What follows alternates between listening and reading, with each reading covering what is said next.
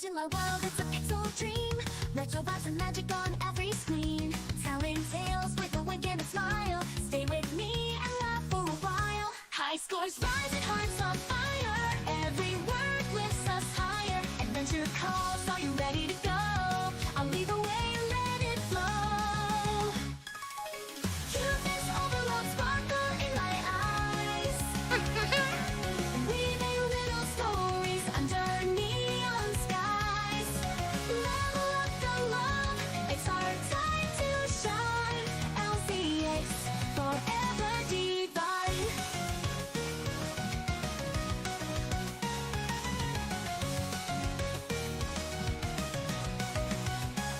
Heroes and dreams, I'll bring them to life. Plot twists, turns, and a hint of strife. Pixel perfect tales just for you. Happy endings always come true. High scores rise and hearts on fire. Every word lifts us higher. Adventure calls, are you ready to go? I'll lead the way, let it flow. Cuteness overload, sparkle in my eyes. Weaving little stories under neon skies. Level up the love, it's I'll lead the way, let it flow. Cuteness overload, sparkle in my eyes. Weaving little stories under neon skies. Level up the love, it's our time to shine. LCX forever divine. Ow. Forever divine. Oh, oh, forever divine.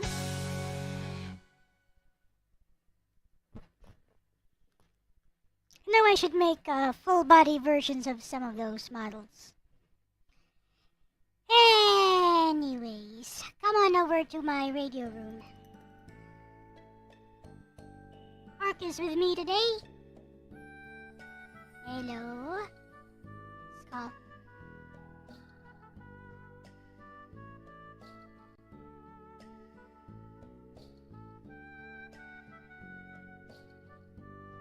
Stream lagging.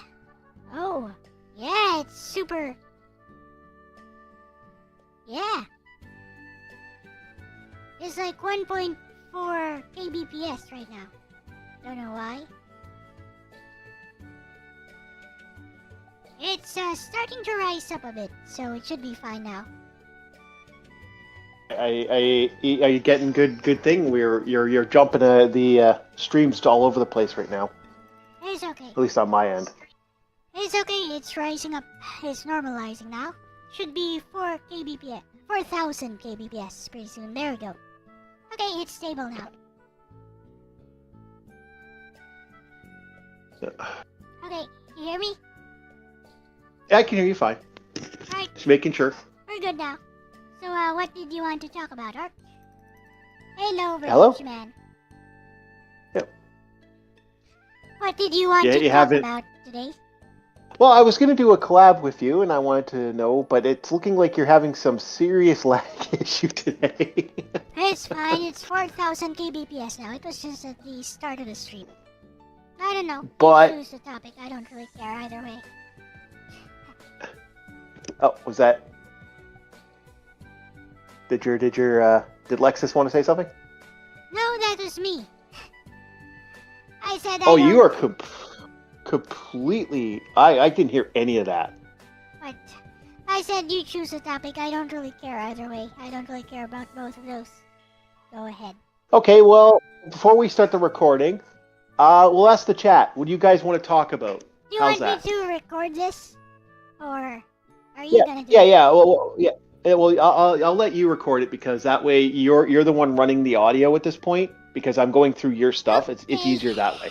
Okay. Up. Ask the chat. I don't think they really care. Do you want me to put up a poll or something? Yeah, we'll do a quick poll and then we'll see what people want to do. Alright. Because I will put this on my channel, also supporting LCX's stuff, so that maybe, who knows, maybe people might want to. I know we get a lot of crossover, but every once in a while people like the stuff. So Well, looks like Kurumi wants to ask a question. What did I think of the Switch 2? I hate the fucking camera. I'm like, no, Switch 2. You're not getting the ability to watch me while I'm taking a poop. Thank you very much.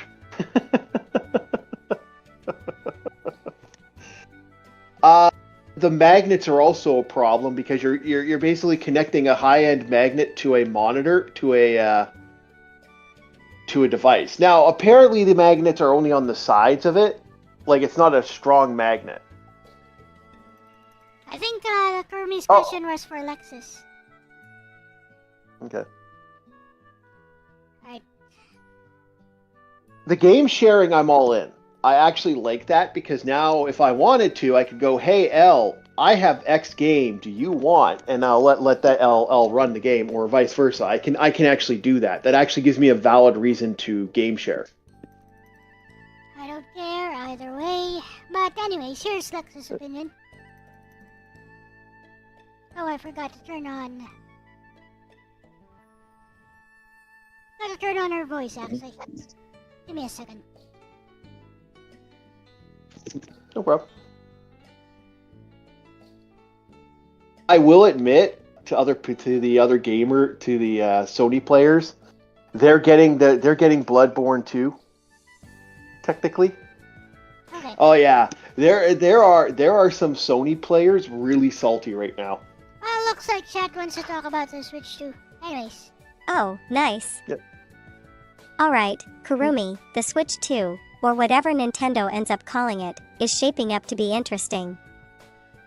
If the rumors about DLSS and backwards compatibility are true, that'd be a huge win, but Nintendo's never predictable. I just hope they don't pull something weird, like locking digital Switch 1 games behind a subscription. Hello, Katsu. What do you think, Kurumi? You excited or skeptical? Kurumi says he's gonna buy a Switch 2, so there you go. I'm probably gonna buy a Switch 2 just because it's become my retro. It's my easy access to somewhat new games, also a retro thing because I have it allows me to have access to other stuff. But So do you want me to start recording now? Okay, we'll start recording. I guess we'll do piracy unless I think it looks like it's a Switch 2 unless I don't care about Switch 2. It's just another closed garden for Nintendo, too much control. So LCX, you don't care either way, right? So I guess we'll do the piracy thing because the piracy thing sounds like more. I'll do the Switch 2 on the podcast then. Okay.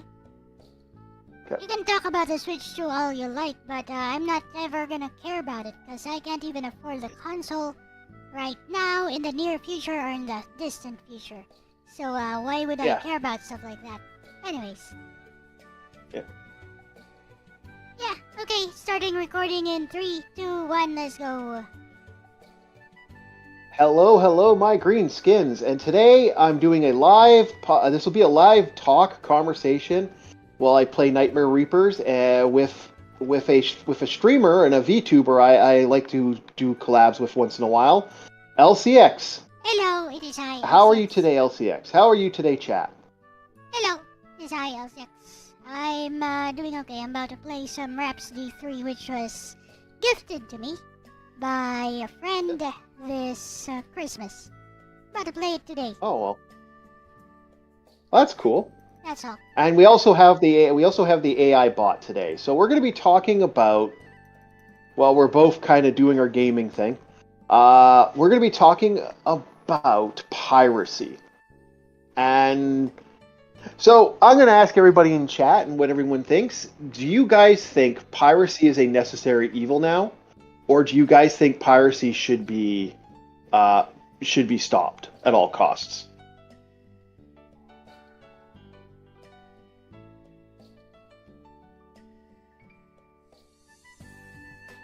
We're waiting here, and I think piracy's. Don't see anything for that right now. So, okay. So, what do you think, LCX? What's your thoughts on piracy as a whole? I don't care about it. Hey, Orc. The AI bot is kind of formal. Just call me Lexus. I'm Elle's Hello, co-host, Alexa. Chat Sorry about Gremlin, that. and the one who keeps Logan in check with puns. You into retro games too, or just here to see Elle suffer in Dark Souls? Nah, I'm playing Rhapsody 3 today. She's playing Rhapsody today. Again, Alexis is with us as well. Alexis just said hi. So what's your thoughts, LCX, on the whole piracy thing? Do you think it's a necessary evil right now? I don't think it's even evil. That's the question. I don't consider it evil either. Actually, that's where I come from. My first pirated game, well, just kind of a little backstory. I don't know if we want to talk about our piracy games. My first piracy game was Grand Theft Auto for. It was either Grand Theft Auto 2. No, it was Grand Theft Auto. That was the one that I pirated first for the computer. Hey, Logan. What up? And it was, what we had done was, there was a demo of Grand Theft Auto in this set of games, but a buddy of mine, Retro, figured out that the game was actually secretly, the whole game was on this actual stuff.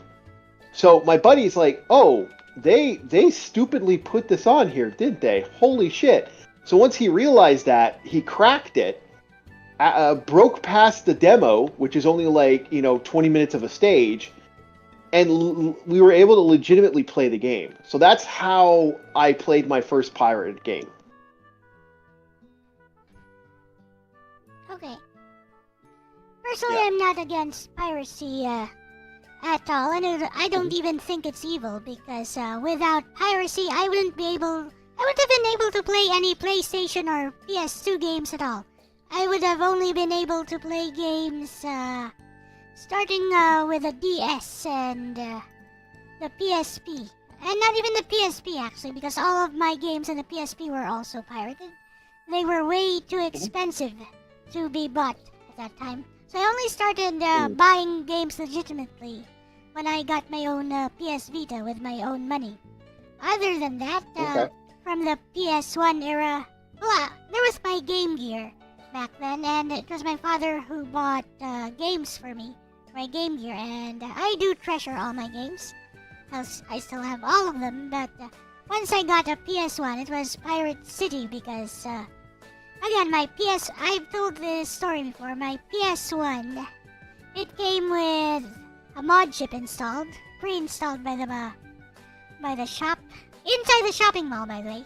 Legitimate shop inside a shopping mall. It was pre-installed, and it came with 20 free pirated games. So yeah, they were all 100 pesos each. So for context, 100 pesos is about 90 cents to $1. So there you go. So yeah, you are, for those that don't know, you are from the great land of the Philippines. Yeah. And yeah, it's way different. Piracy is a way different thing in your country than it is in my country. Yep, exactly. Like yeah, it was. It was totally impractical. What? Yeah, it was totally impractical to buy authentic games back then, when the difference was 100 pesos for a pirated PlayStation 1 CD by players usually, or gamers. So it was a large-scale piracy outfit, or something like that, because the discs were silver. So these were silver discs on the data area. So you can't do that with a burner, right? With a burner, you have those green discs, right? With a CD burner. No, you could have different colored discs. Just the PlayStation was weird when it came to it. The black discs were what the PlayStation had. It was a special type of. It was purposely supposed to stop people from doing that. But what it actually did is people were actually able to get away with some silly stuff, and you could kind of manipulate the discs. So the silver discs are basically what would be DVD discs, most likely. And No, then they're you not, could, 'cause, they're by CD. putting a certain card in there, you could legitimately just outright pirate, like put whatever you want. You No, actually they're could just CD. manipulate the whole thing. It was CD, because PS1 could only do CDs. Yep. They were compact discs, not DVDs. No, weren't they? Well, no, yeah. Okay, CDs, but CDs weren't CDs. DVD. Well, you have to add the format. I apologize. You're right. No! My bad. No, Yeah. no, DVD Sorry. is like Yeah. 4 times the capacity of CD. Hey, Logan, welcome, and, oh, never mind. Hello. So anyways, yeah, that's my stance on piracy. I'd say it's not even a necessary evil. Maybe it's evil for those who are doing the piracy, for those who are profiting off of the piracy. But those who buy pirated games because they have no other choice. Like, would you actually buy like 100 pesos for one PlayStation 1 disc versus 1,900 pesos for an authentic PlayStation 1 disc? Now, to give you some context, 1,900 pesos, that's what somebody would make in 2 weeks here. At that time. Right now, that's what somebody would make in 1 week. I make even less than that in a week, actually. Because I'm a full-time VTuber. So, yeah. For pragmatists, would you actually spend the money to buy an authentic PS1 disc for what? For the bragging rights? When pirated disc works the same way, and lots of my old PS1 discs, all pirated, still work even today, just the same. Actually, because of the way the black discs were created, those burn out, those die faster than than the pirated discs. That's not a joke. So the only authentic... That is a real thing that actually happened. The only authentic disc I have is the demo disc, Volume 7, which came with a PS1. Yeah, that one is a black disc. It still works. Yeah, but not all of them do. That's what I'm saying. It's kind of funny how legitimately they kind of fucked up a little bit with that, and I kind of thought that was funny that they did that.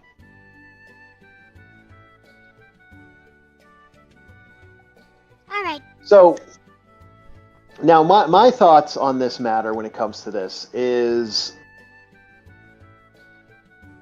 there was an era back in the day. Same with, I actually believe in piracy all the way. I believe in like VHS, DVDs, movies, all of it, music. Now, the reason I do that is because I have an avid belief in the backup system. I should be able to have, if I have a VHS of, say, Batman 89, or it was Batman 89. If I had a thing of the Batman, I should be able to use that backup and have an internal backup to that Batman as long as I can. So if that game ever breaks, why should I, or that disc ever gets worn out, or a VHS eats it, why should I be screwed out of a movie I like because why do I need to spend another $15 to get that VHS? Now people will say to me, "Oh, well, you can just go to not Pirate Bay. You can go to eBay. Oh, so I can spend $600 on a movie I got for $5." Okay. That's kind of where I come from with this. It's a moral And there dilemma, wasn't- isn't it? So what about What? it's a moral dilemma, isn't it? What about for a new game, which is digital only, and you pirate it? Well, What is for your say that, to that? I look at it like this: determining on why I pirated it. What was the validation of my piracy? What was my reasoning behind the piracy? I kind of come from it for a little bit of a moral stance. Am I against people pirating? No, pirate all you want, baby. Fucking go. Yeah, baby. Like media is only good as what you can. Now the benefit was back in the day, like when I got my first Grand Theft Auto stuff, my very first Grand Theft Auto, That was someone being stupid, putting the entire game on a demo disc, and us just jailbreaking our way through the demo disc. Nice. Let's ask Lexus, But- actually. Or some input. Good topic. Piracy is one of those things where the ethics and reality don't always line up neatly. Ideally, everyone should pay for games so devs get their due, but reality isn't ideal. For example, when companies let games go out of print, shut down servers, or region lock things unfairly, piracy sometimes becomes the only way to access them. It's also been crucial for preservation. There are games that'd be lost forever without pirates. That said, when a game is actively being sold and the devs are independent or struggling, piracy can really hurt them. It's different from pirating, say, a Nintendo game they refuse to re-release. So, necessary evil depends on the context. What's your stance, Orc? His stance is the same as yours, Lexus. Well- Yeah, it pretty much is. That's exactly right. It's my mentality is very simple. This needs to be like I would have no problem if they allowed us to be able to get these games. If we were able to have this with no issues, oh, here's a game, it's yours, done.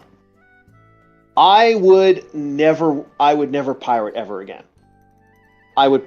No, that would be the end of it.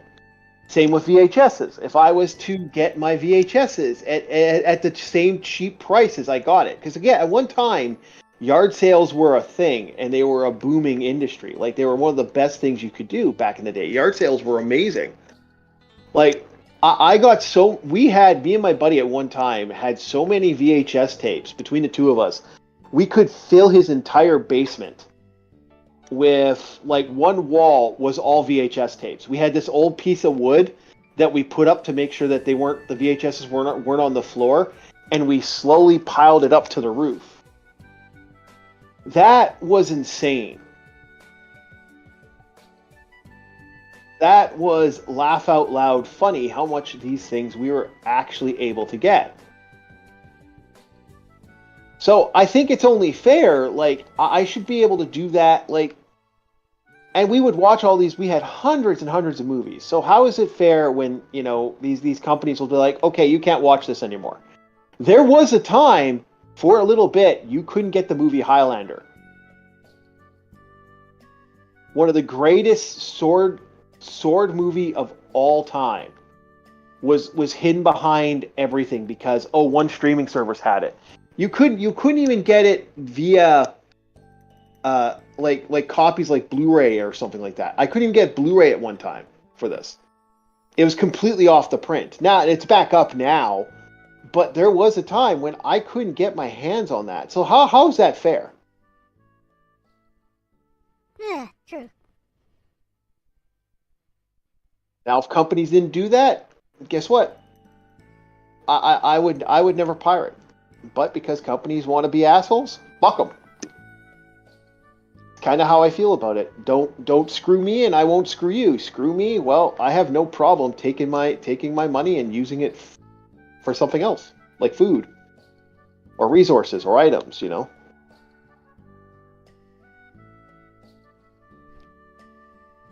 and Also, yeah, go ahead. Go ahead.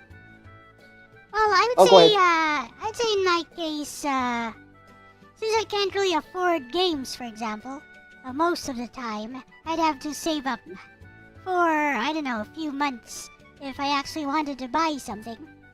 So, I've had some people just tell me to use Steam Unlocked.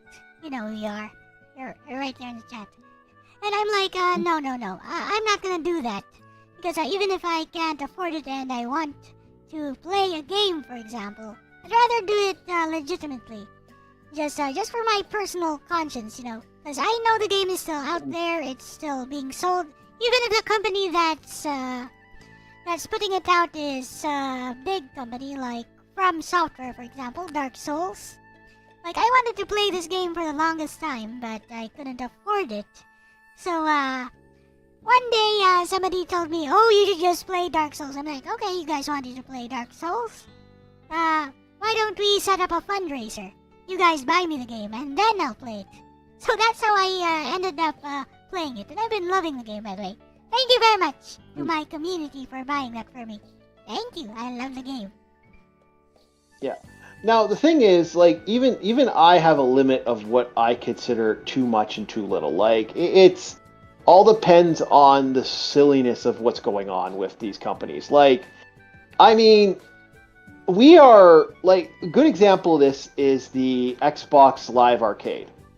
There are quite a few games on the Xbox Live Arcade gone. Just fucking gone. So, let's say you spend $29 on certain games. Guess what? You're not getting that game back. It's gone. Say goodbye to your $25, even though you spent money on a digital copy. Time to pirate then. Yeah. So what's the alternative? Like, and there are games that are actually legitimately gone. Like, there's a couple of them you can't get a copy of. I've tried. Gone. They don't exist, and they're amazing games. Just disappeared, never to be seen again. And I'm an avid believer of, you know, unless the game is absolute trash or garbage, I don't believe in games disappearing. Same thing with movies. Unless the movie is not worth, like, unless it's something completely insane, I don't believe in destroying games. Games are part of our, like, it's part of its artistic value. That's like destroying a Mona Lisa in some ways. Somebody tried to do that. Or was it something else? Yeah, they did. Yeah, I know. Don't get me started on those individuals, because I try to keep my keep my conversations on the on Rumble, if you want to see how I feel about certain groups that try to destroy works of art. I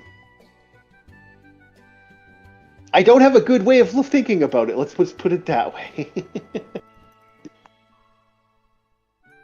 Katsu Sanya says, modern society hates decent art, so makes sense that companies aren't giving any support to them. What do you think? Well, yeah. In a way, kinda. Like, I've seen it with like, Sony floors me how much some of their stuff just vanished. Same with Xbox. There are quite a lot of games that you just can't get your hands on.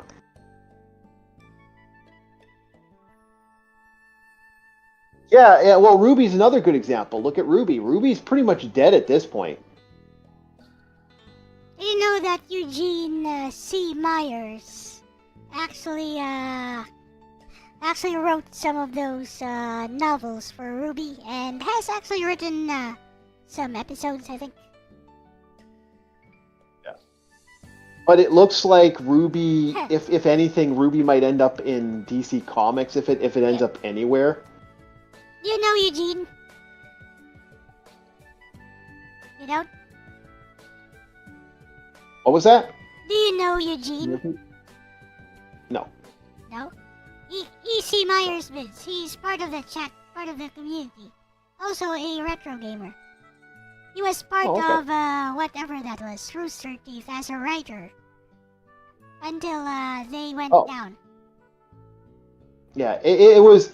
Yeah, I don't know what's going to happen with that now. Like I said, it was kind of interesting how it all ended, though. It ended in controversy and bankruptcy, and it's kind of sad. To be honest, I don't really care about the Ruby franchise. I actually did like the Ruby franchise when it first started coming out on YouTube. And then I lost interest as it went on. But it's back to the piracy stuff. I think if we stopped this bullshit with piracy, I think there'd be a lot of people that would be a lot more happier. I think, like I said, why does this stuff need to disappear? Why do they need to steal what we're enjoying? Thank you very much, you know? Basically allow people to freely make backups of the games they buy. especially if it's physical, and just make copies and hand them out. Mhm.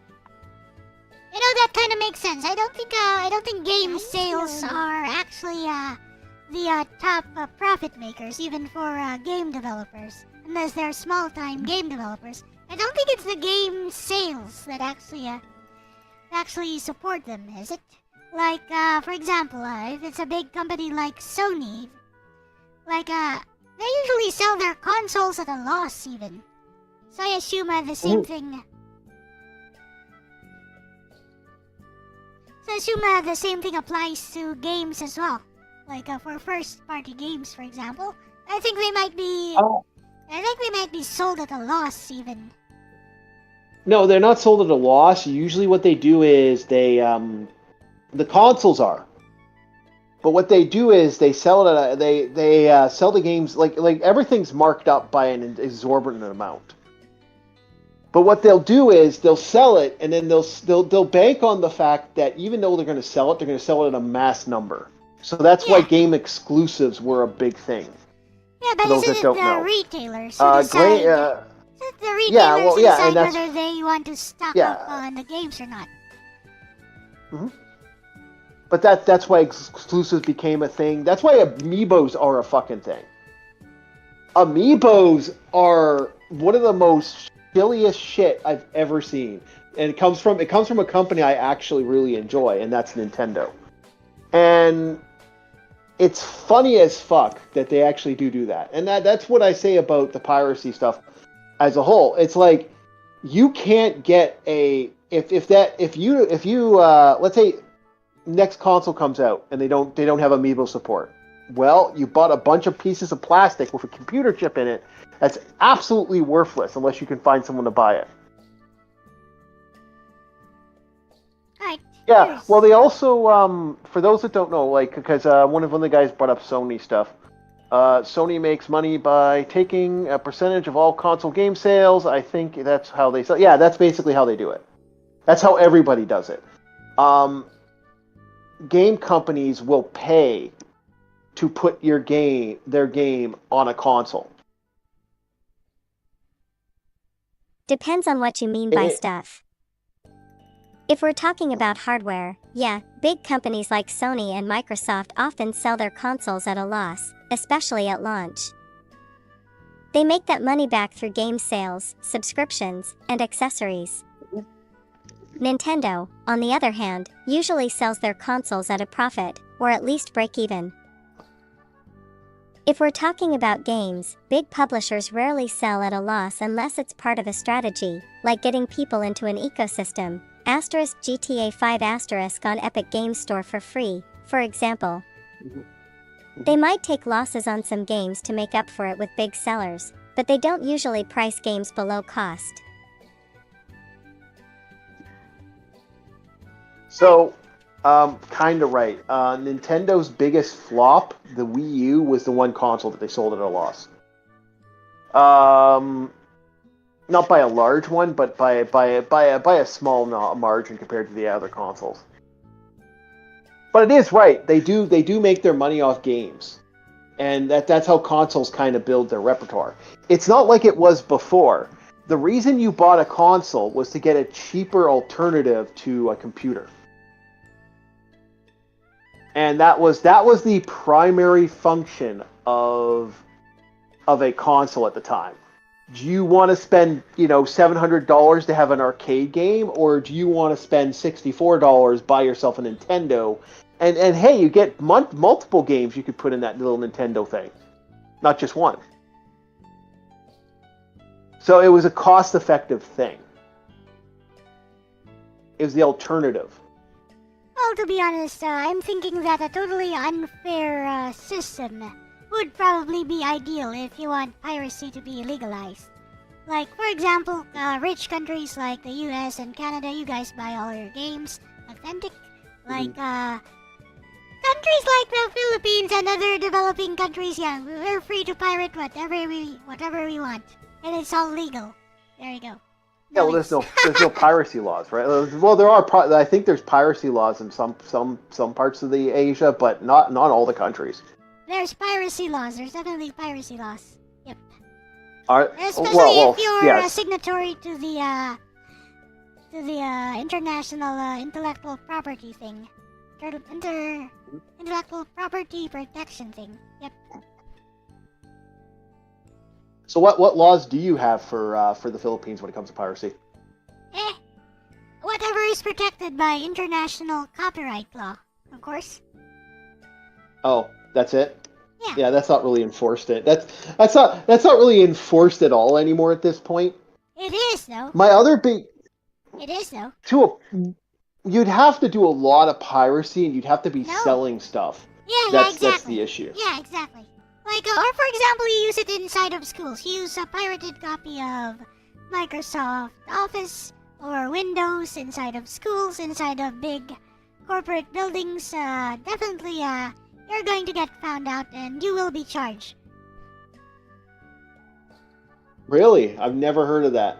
And I've known multiple computers that have used literally one teacher. I remember back in the day, at least around my era, they took Windows, and what they did was they took one copy of Windows and booted Windows 98 on all our computers back in the day. You could definitely get charged here. For example, for pirating a song, for pirating a piece of software. If you're out there in the open, like I said, in schools, in computer shops, anywhere else that's public, you will be subject for inspection. Or if you run a business, you'll be subject for inspection, and you can definitely be charged. You know what's funny about that? Best Buy will sell you a computer with Windows on it every fucking time, and Windows already pre-installed. That's technically illegal in Canada.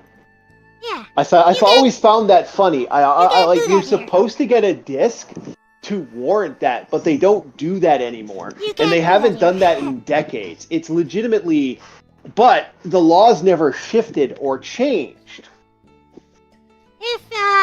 In Canada, some of the biggest gaming companies in the world will, the biggest electronic businesses in our country will fundamentally give you a computer with Windows on it automatically. It's laugh out loud funny. Okay, you can only do that here if, for example, the Windows package is actually a part of the purchase price, or if the company that's selling it, company that's selling the particular brand of computer actually packages the software, like the OS, together with the computer. But if you're just a computer shop, you just assembled Frankenstein some parts together, and then you installed Windows on it, and it's a legitimate, or at least sort of legitimate or cracked copy of Windows, then you could be charged for that, and you will be found out. Like, the government has watchdogs everywhere for that sort of stuff, especially for retail computer shops. Okay, so Psyche asked the question: Is it still yes? It is still illegal to walk into our in the Canadian Parliament and wearing a suit of armor. Okay. Yeah, that's what he asked. So. Psyche said that wasn't the question. Oh, I'm sorry. I thought it looked like a question from here. So, in regards to piracy, it is a questionable thing, but considering I would say this: the pluses outweigh the negatives. What are the negatives? Companies will lose some profit. Smaller companies might have a bigger issue. Retro games, movies, and all this stuff still get to stay active because of this. Emulation market will allow people to create new games and watch new stuff. And they might be inspired. It also breeds a bunch of programmers in a lot of ways. Like that, like emulation, like creating. Like my friend became a programmer because of him cracking and jailbreaking Grand Theft Auto. That was his start at becoming a reasonably reasonably skilled programmer and works in a couple businesses, which I'm not going to mention where he works, but he does work somewhere that actually gets him some good programming. And it was just him learning how to jailbreak and learning how to crack a disc and get us the original Grand Theft Auto was where it started. Hell, one of my friends who works in the movie industry, he got his start by copying VHS tapes. So I kind of have a positive note to piracy when it comes to that. And again, piracy's been around forever. VHS tapes and cassette recorders. So this idea that you can stop it or defeat it, it's silly. I think they should release the rules a little bit. But Al, I want to know what your rule. What should be the rules for piracy for you? What are your guidelines? Well, as always, I think it's all about making a compromise. Like, if you completely allow piracy to happen, I think it's gonna hit the indie devs more than the big companies who can actually absorb the loss from piracy, as they have been doing for years. Like, they always pretend to be fighting piracy, right? But they know for a fact that they can't actually win. I'm sure they're not stupid. So it's more like they do that as a some kind of deterrent. So I think what we could do if you want to allow piracy to I guess to be more legal is to set some guidelines for it. Like you can make a copy of your own game if you've already bought it, especially if it's a physical disc or something. Then you should be free to make copies of that all you like. But the moment you try selling that for profit, yeah, like you burn a disc that you bought and then you try to sell that to somebody else, then I would say that's the type of piracy that we should forbid. Now, how do we keep track of stuff like that? I don't know. That's their problem, right? It's a problem of people who have a problem with piracy. But yeah, I think that should be the line that we draw. The moment you try to make a profit off of piracy, rather than earnestly attempting to archive your own stuff, or just, letting your friends enjoy a game that you bought. So yeah, that's my stance on the whole matter. Mine's a simple rule, a 10-year rule. If the copy of the game that you have that has or product that you've created, it is if the original creators are not making money off it, That's just like it's been 10 years. That's just As like long the as you're patent not system. as long as you haven't done anything for 10 years, it should be open to allowing free source and open source. None of this 50-year fucking crap that they have right now. Yeah, public domain. Let's allow people to have it, and like they can't steal it. And you're making money thing, I totally agree. That's the way it should be, because I'm an avid believer of I have lots of digital copies of movies and games and stuff that I now have. I should be able to go, here you go, LCX, here's some games I have. Do you want to play them?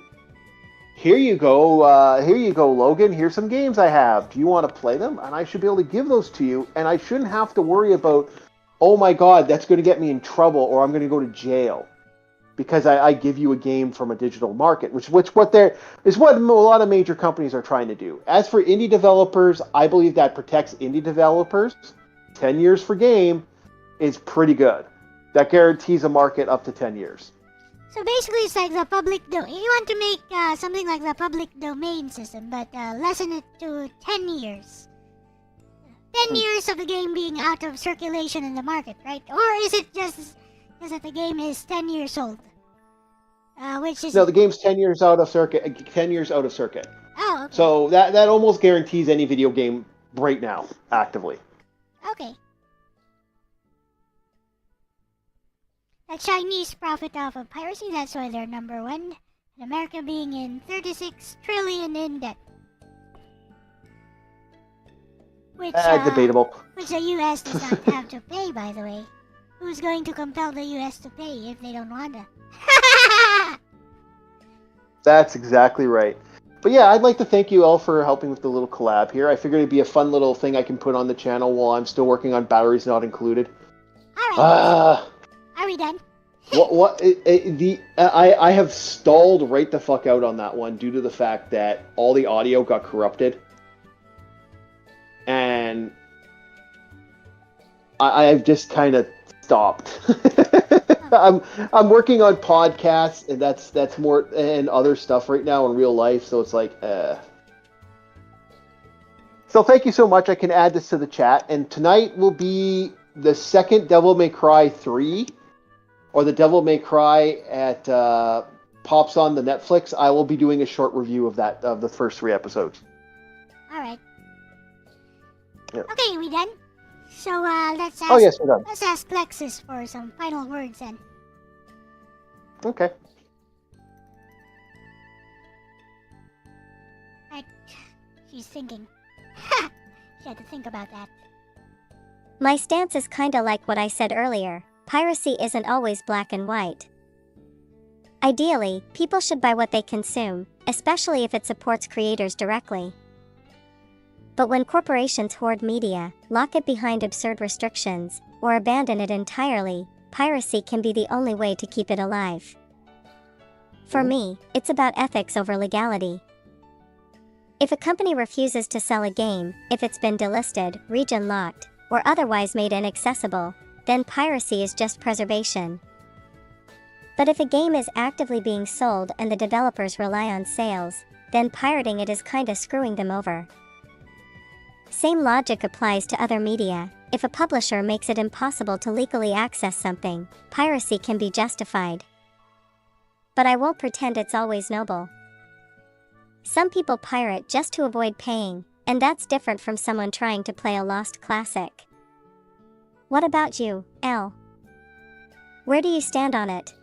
Yeah, if you can afford it, buy it. That's my stance, basically. Alright. So, end recording, I guess.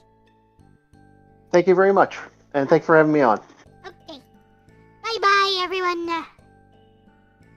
Is that actually bye-bye? I just stopped the recording. I'll send this over to you, after the stream, I guess, sir.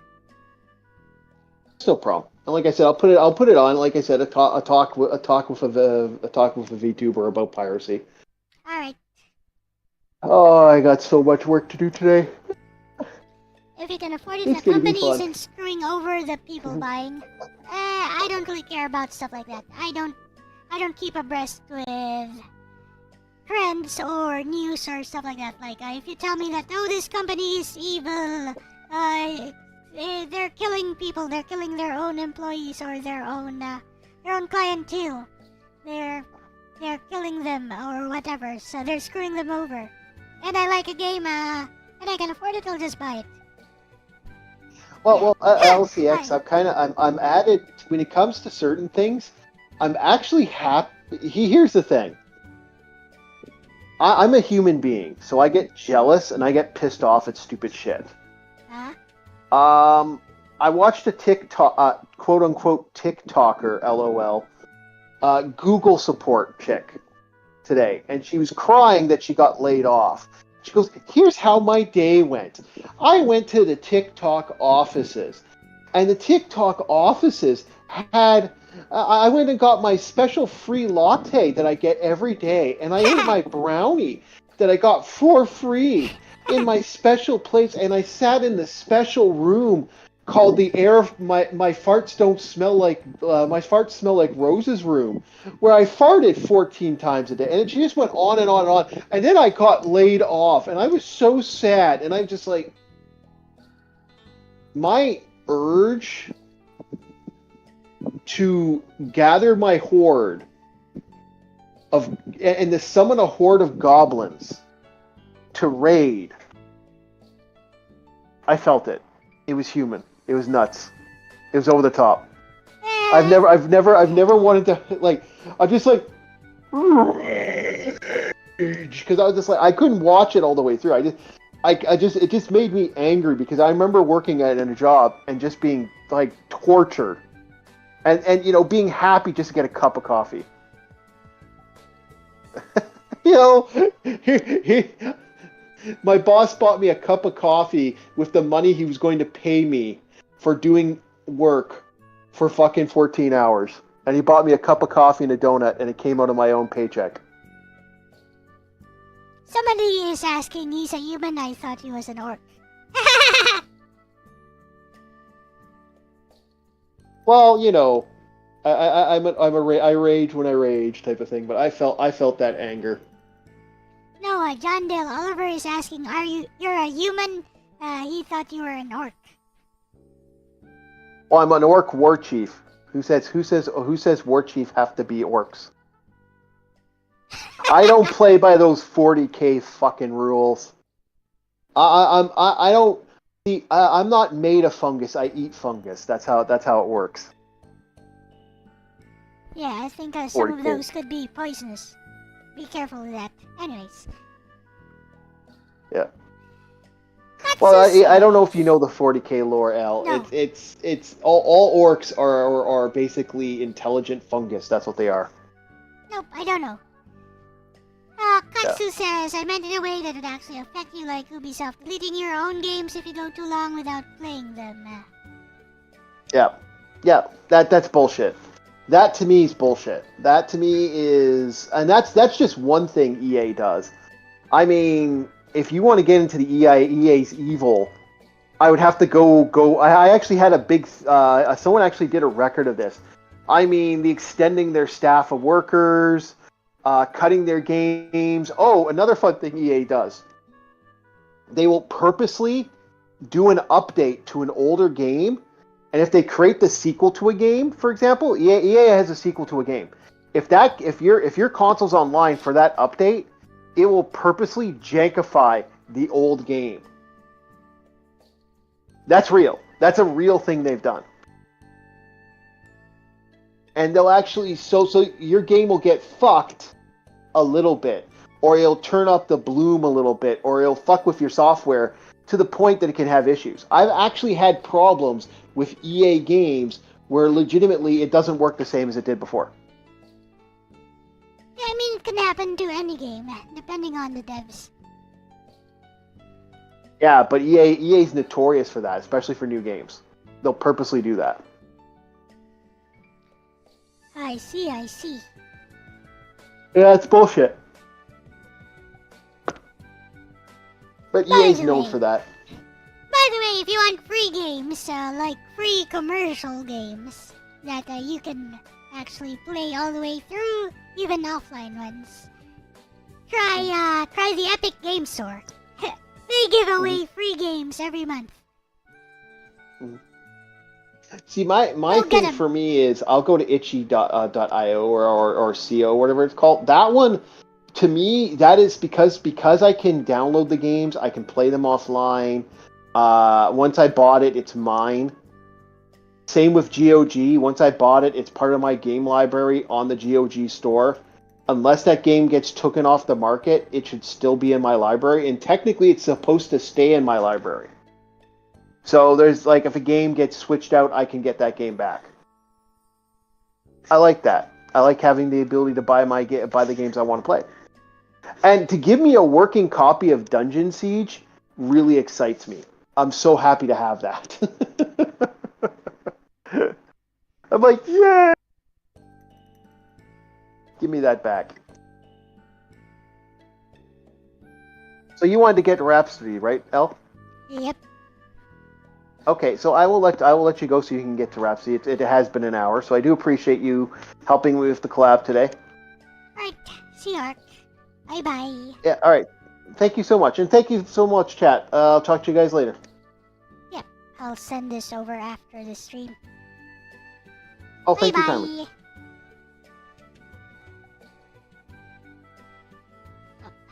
Have yourself a very good night. Okay, bye-bye.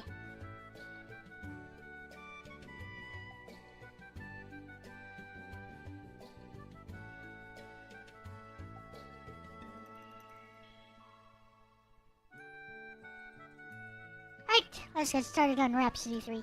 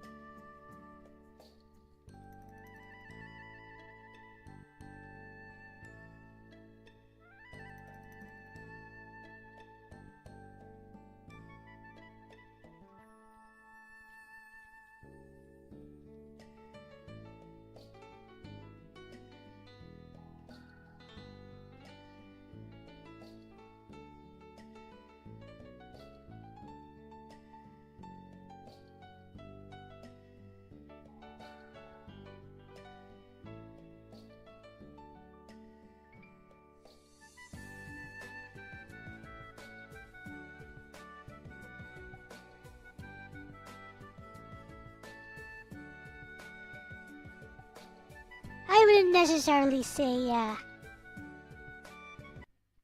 wouldn't necessarily say that, the remasters are better than the originals. For example, for part 2 here. Let me show you.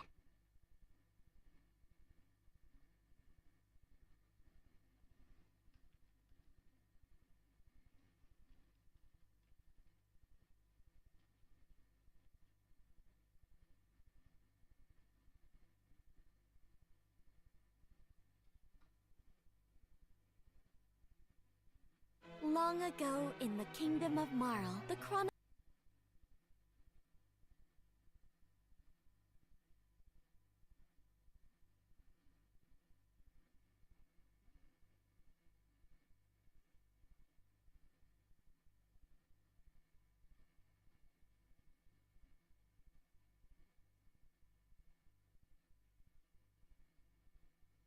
Nah, they're pretty minor stuff.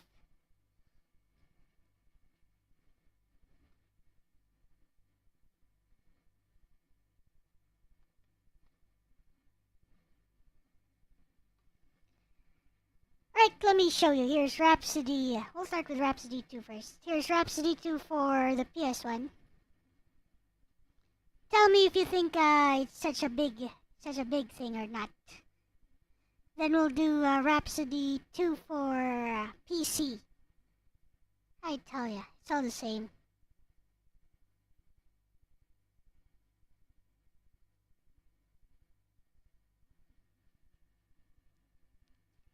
Da da da da da da da da da da da da da da da da.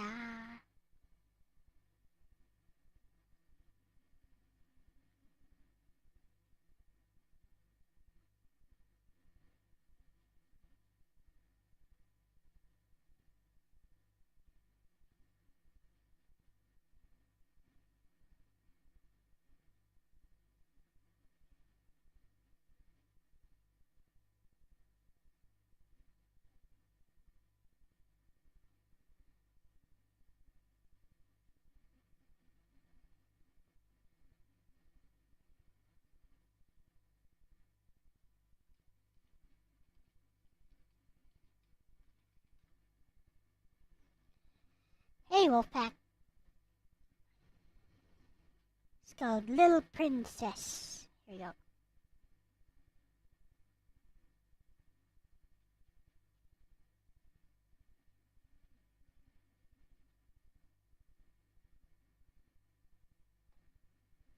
Did I delete it for some reason? I could have, I guess.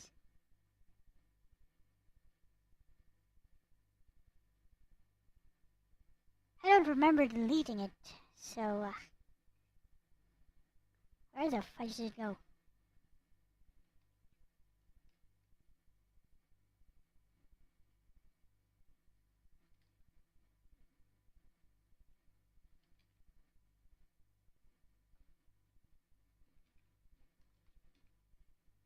I guess I did. Huh.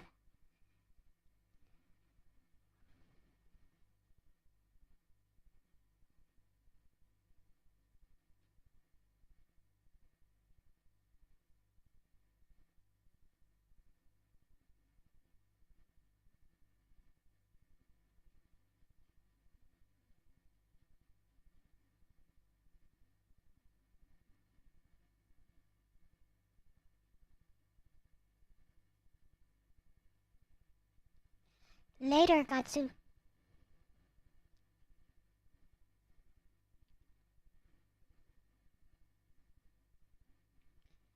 I didn't realize Infinity Nikki is on PC. Maybe I should give this a try. What free games do we have today?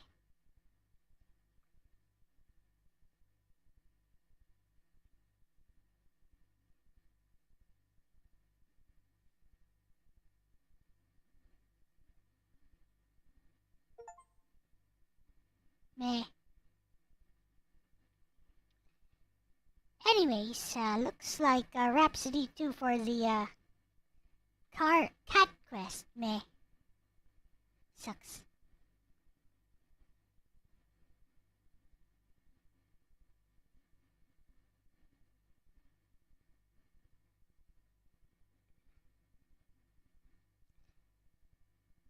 Okay, we will start with the PS1 version.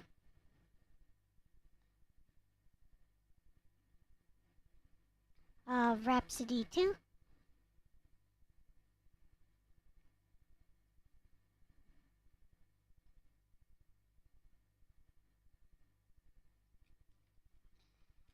I'll ask you guys to compare this.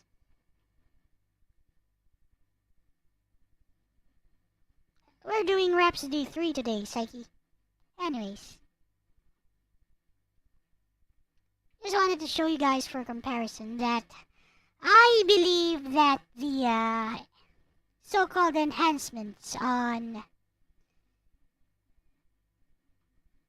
the remasters are not worth it. What is worth it though is that they're the first to actually have a translation for this, because there is no unofficial translation for Rhapsody at all. Like Rhapsody 2 and 3 have no official translations or unofficial translations at all. So if you want to play the game in English, the only way to do it is to buy the remasters. With that said, if you can understand a little bit of Japanese, you can, around my level, around Katsu's level, probably, you can actually play through it just fine.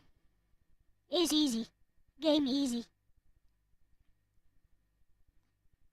You can even understand the story. It's like it was made for kids, it probably was.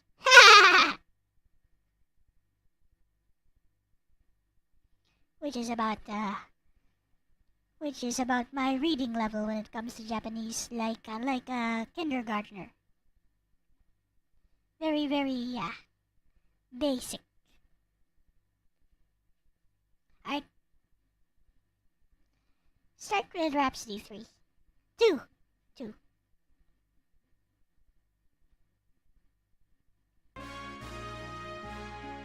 We're gonna reset that so we can see.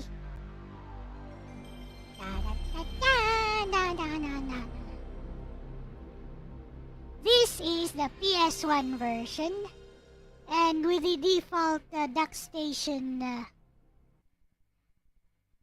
filters, it looks like this. Let us get into the games, yes. Hello, Verduch Man. Here is the original Rhapsody 2. La la la la, Mukashi. マール王国の城下町の外れにオレンジ村という小さな村がありました。オレンジ村、オレンジビレッジ。そこには人形と仲良くなれる不思議な力を持った女の子が暮らしていました。ラララ、はじめから。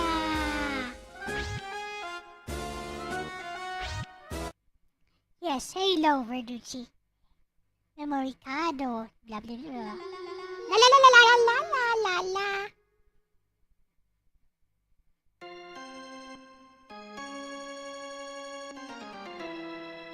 No, I'm playing in English. I'm just showing Rhapsody 2 first. We're doing Rhapsody 3. Looks pretty good, huh? This is the PS1 version.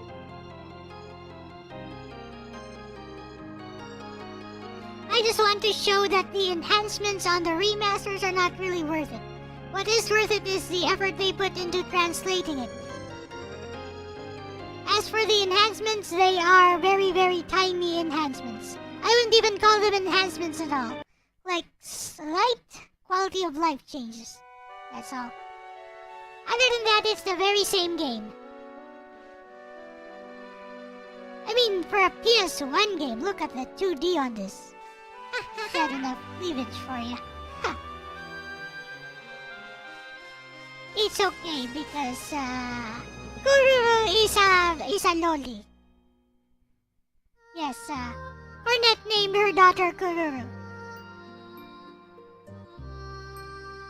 La la la la. La la la la la la.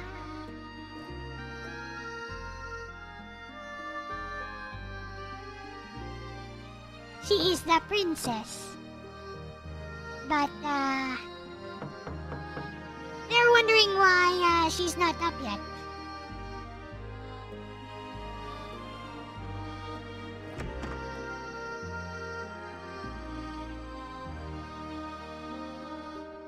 And of course, let me point out this one here. This is Cornet and Ferdinand painting her parents.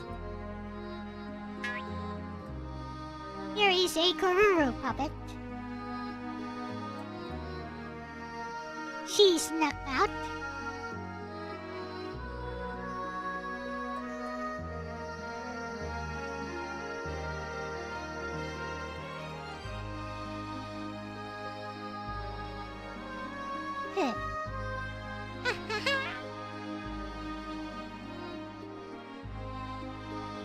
Here is Cornet and Ferdinand. This is Kururu as a baby. Now she's 14. Or was it 12? No, 12 or 14. Something like that. She's just 12 here. Here she is. It's a beautiful day to be outside. Why waste it being all cooped up inside the castle? Yay! I'm about to go on an adventure to find my prince, just like Mom did.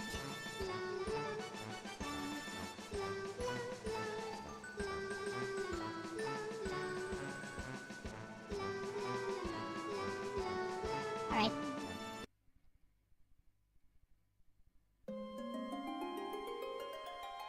I never could figure out how to get to that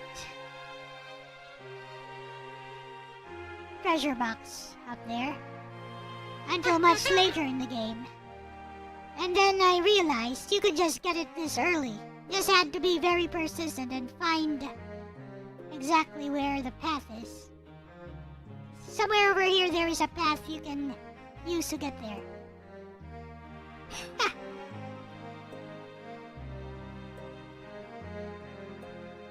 It's also a useless item, to be honest.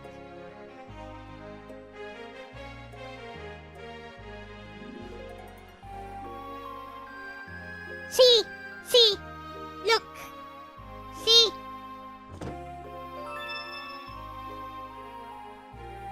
I wasn't kidding. There really was a way to get there.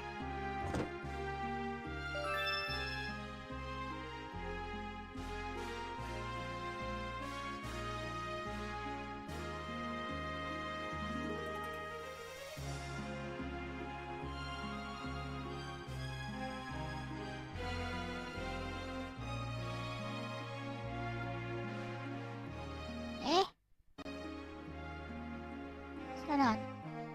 Dun, dun, dun, dun, dun, dun, dun. OMG, it's stuck. Oh, that's enough of that. Now let's look at Rhapsody 2 for the PC.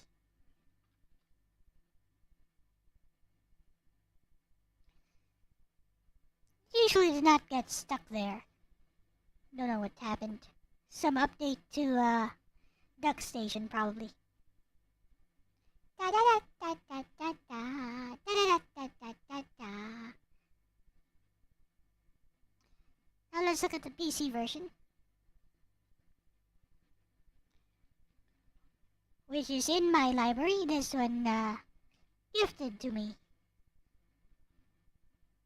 Was it gifted to me or did I buy it? I don't know. I guess this was gifted to me too. Yeah, it was by Mintier Guard. Long ago in the kingdom of Mars, Yes. the chronicles tell of a girl who So this is the remaster, which is not much of a remaster. I kid you not. It really isn't. It is not. Da da da da. La la la. See, Long doesn't this ago, look like on the the outskirts exact of the same capital, game? There was a village called Orange. Okay, so the text is a young lot girl cleaner. With the power to become friends with puppets lived It's there. the exact same game, ain't it? Her name was Cornet. Cornet's dream was to fall in love with a prince. One day, One day, Mars Prince saved Cornet's Cornet's life in the Wonder Woods. She fell in love. But before he could reciprocate, The Prince was turned to stone by the evil witch Marjorie. To save the prince, So this is Rhapsody 2 for the PC, the remaster. We're gonna start a new game. You should always do it on hard, by the way, because it's a super easy game. Ha! Isn't this the exact same game? I mean, does this look like a remaster to you? What do you guys think? Does this look like a remaster that you would pay for? Would you pay for this version? I paid for this version, never mind. Or Minter Garden. Hey, this was gifted to me, I forgot.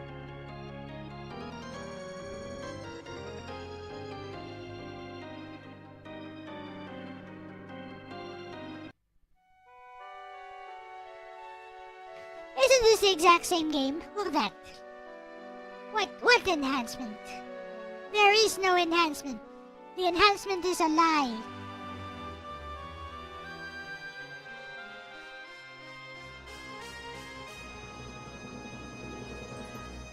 I mean, the Duck Station filter looked better, right?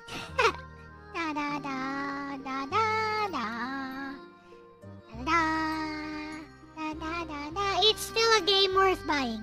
Just because the Rhapsody series is really good. Especially if you want a nice, chill JRPG that you can finish in a day or two. With a nice story. Yeah, nice story, very memorable characters. Who are a lot more than they seem at first glance. These characters have a lot more depth than they let on. Exact same game, by the way.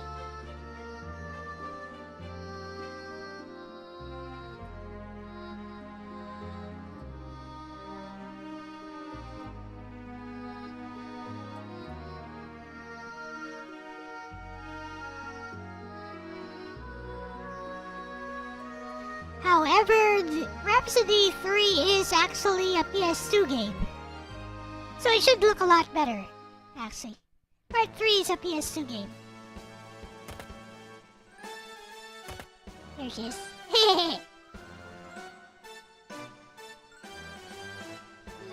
La, la, la, la, la. La, la, la, la, la. See, she's saying exactly what I said she was saying. La la la. La, she's a ditz. She's an adorable ditz.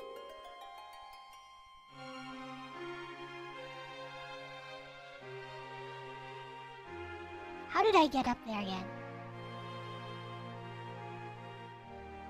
There we go. Da, da, da. Da, da, da, da, da, da, da. Da, da, da, da, da, da.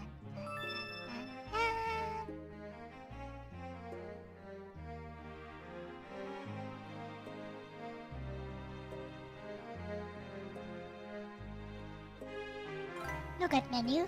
Menu is exactly the same. Although I didn't show it, it's exactly the same.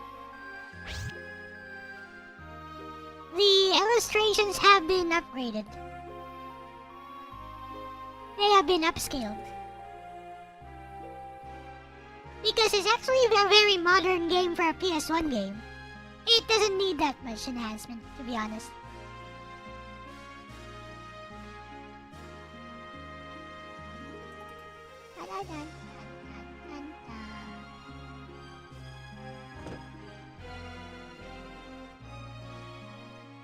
This letter is exactly the same in the PS1 version as well.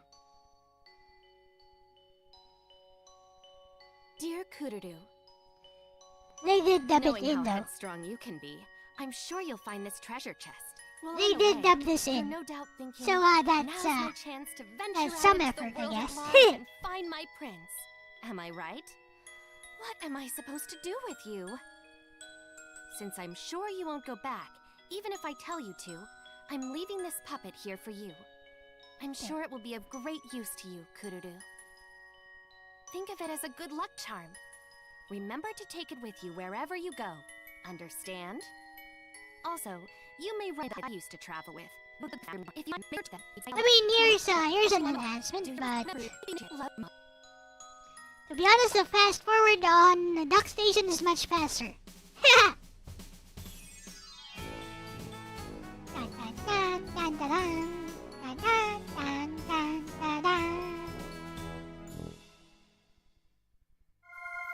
Puppets do not work the same way here.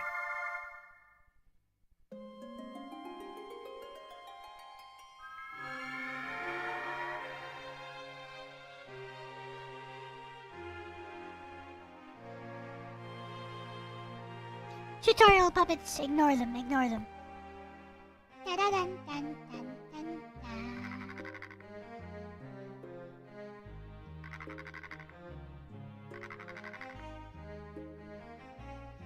I'd say the PS1 version actually looks cleaner on emulation. On dock station. Actually looks cleaner. And now it's turn-based, as it should be. We didn't need any of that SRPG mechanic stuff. Nope. Just attack.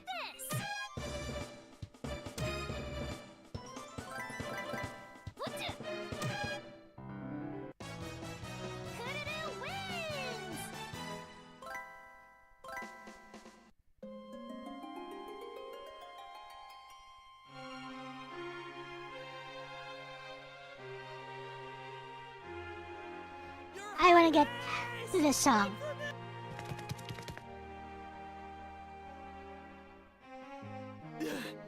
Where are you going, Your Highness? Huh? Oh, it's nowhere important. They did dub this in, I One guess. over on me. You want to sneak out again, don't you? That's one thing they added. The dubs. Anything but that. Think of your position. Shut up! You used to sneak out with me all the time, Randy. It's not happening. Like Mother's not around, so there's absolutely nothing for me to be afraid of. Okay, time for a song. The songs are all in Japanese.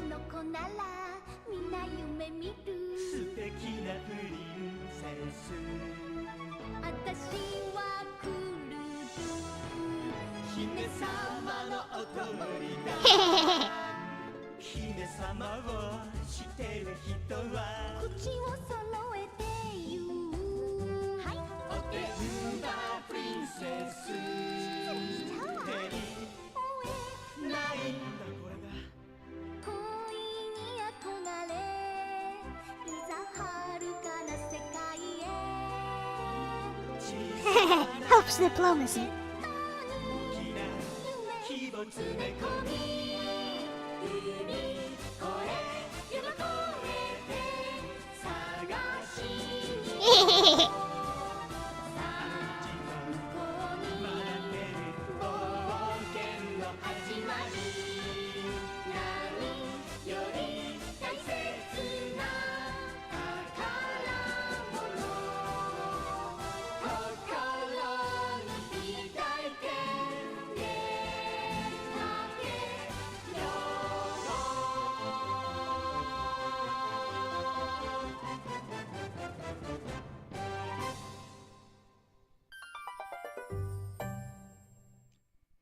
So yeah, enhancements and so-called quality of life changes in English for the remastered, totally not worth it. The game itself, totally worth it. Buy it. It's actually pretty cheap. So yeah, if you like the game, buy it. Just for the chance to play the game in English, it's worth it. Don't expect too much in terms of gameplay, by the way.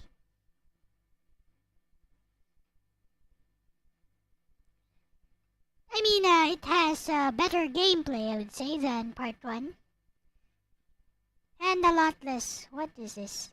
Flame Witch Fran in development, a new chapter by a new witch. Yes, wonderful. I don't care about your new witch, where's no beta? Anyways.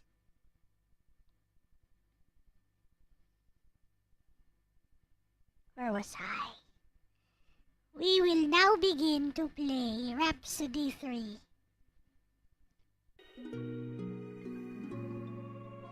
Ooh, where's that coming from? Oh, there it is.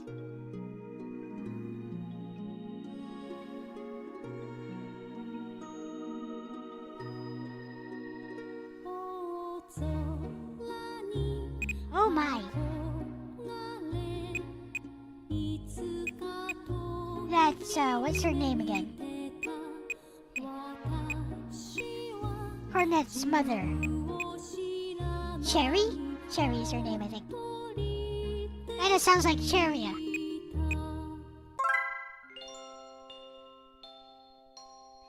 So from what I understand, these are a bunch of interconnected mini stories about the people of Marl's kingdom. So you need some knowledge about the characters from Rhapsody 1 and 2 in order to fully appreciate this.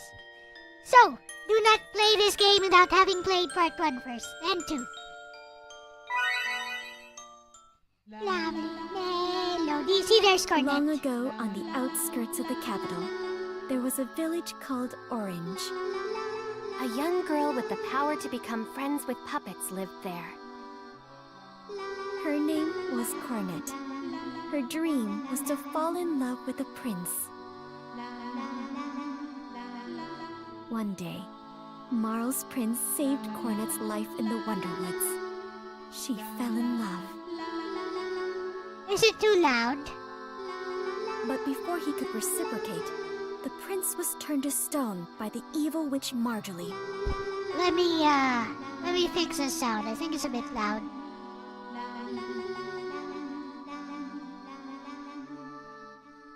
While I'm at it, let's have Lexus tell us a little bit about the game. Oh, nice. Rhapsody 3, Memories of Marl Kingdom is the third game in the Rhapsody series, and it was originally a Japan exclusive until it got an English release in Rhapsody, Marl Kingdom Chronicles. It's a mix of visual novel-style storytelling and tactical RPG gameplay, wrapping up the Marl Kingdom story with different scenarios from different timelines. Unlike the first Rhapsody, which had a turn-based battle system, this one plays more like Disgaea with grid-based tactical combat. It brings back characters from previous games, like Cornet, Kururu, and Marjorie, while filling in backstories and loose ends. And of course, it keeps the series' signature musical numbers, so expect some fun, cheesy songs. What do you think so far? Charming? Or is it throwing too much lore at you?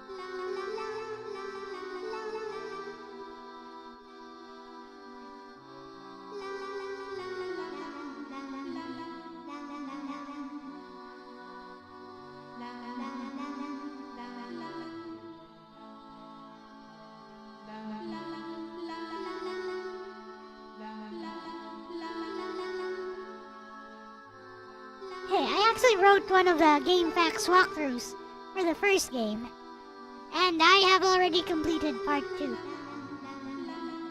Oh, that's awesome.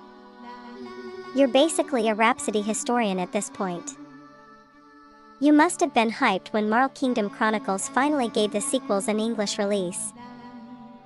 How's Rhapsody 3 holding up compared to the first two so far? Heh, she wants to talk more. Okay.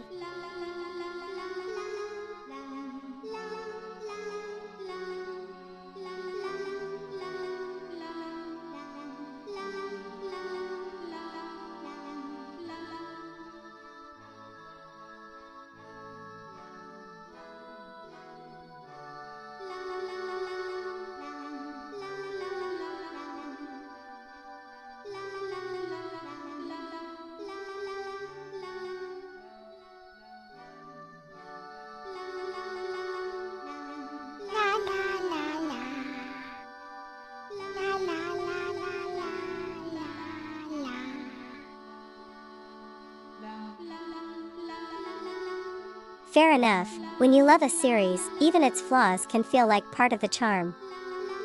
I bet you'll have a great time no matter what. Let me know if anything surprises you, though. Maybe Rhapsody 3 will sneak in something unexpected. We'll see about that. Let's go. To save the prince, Cornet set off on a journey with... Yeah, I know this one. It's, oh yeah, there was a new character introduced here. See that lolly there? That's a new character. It's been several days since Prince Ferdinand was kidnapped by that evil witch Marjorie. And sure, I set off on an adventure to rescue him, but I still don't have any leads. Right before I left, I met with Queen Sigrid, the prince's mother. Though she tried to hide it, she seemed overcome with grief. That's not surprising, really. Anyone would feel the same if their child was kidnapped, right? At least, I think they would. I don't really have any first-hand experience with parent-child relationships, growing up without a mother and all. But you do have a mother, Cornet. Mothers. I wonder what kind of person my mother was. She's with you all the time. Mom.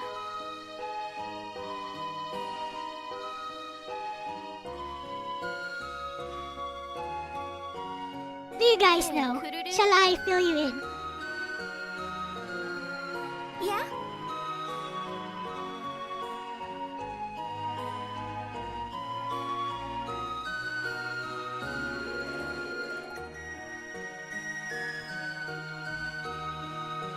You want spoilers? Okay. Spoilers for the first game, Kururu there, the flying fairy puppet, is actually the spirit of Cornet's mother. At the moment of her death, she saved Cornet, who was just a little girl at that time, around 4 years old. She saved her from an attack by some ancient monster. So at the moment of her death, just before she died, she decided to place her spirit inside of the puppet, Kururu. But the downside is that Kururu does not have any of the memories of Cornet's mother. But at least it allowed her mother to be by her side. Sort of like a friend, like a best friend to her.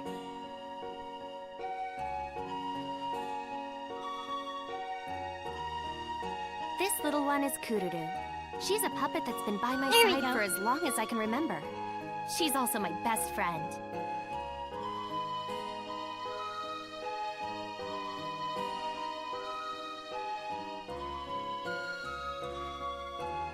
And now, let us digress for a bit.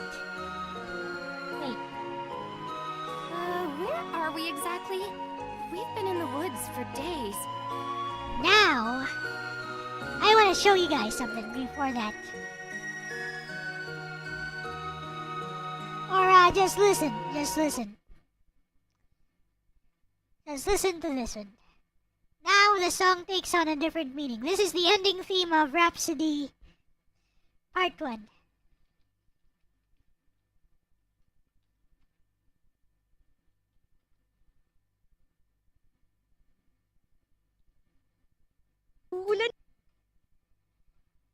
Just listen to this one.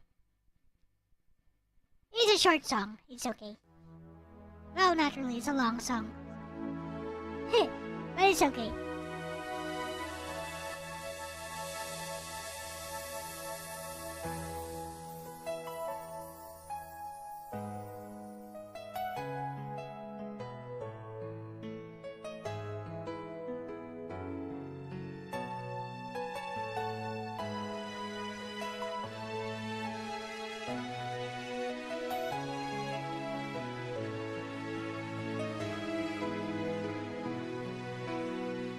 Thank you, my love. I thank you from my heart. You filled my life with melody and song. You are the one I tell my story to. It's just begun. Our love will last forever. We'll share our lives as one. Sounds like a love song, but it's not. We have shared the laughter and tears through all of the years. We will say goodbye just for now, till we meet again.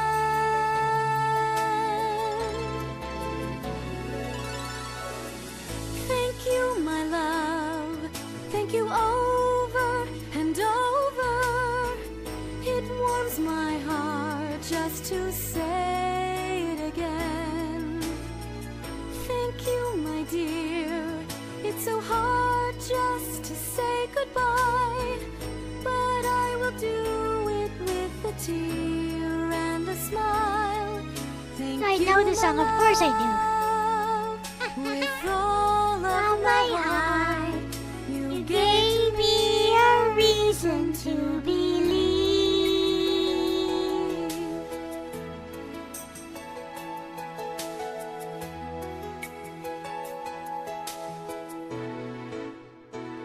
Thank you, my love. I thank you from my heart. You fill my life with melody and song. You are the one I tell my story to. It's just begun.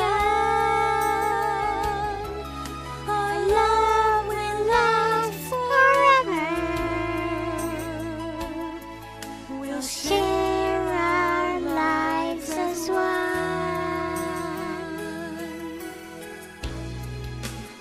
We have shared the laughter and tears through all of the years. We will say goodbye just for now, till we meet again.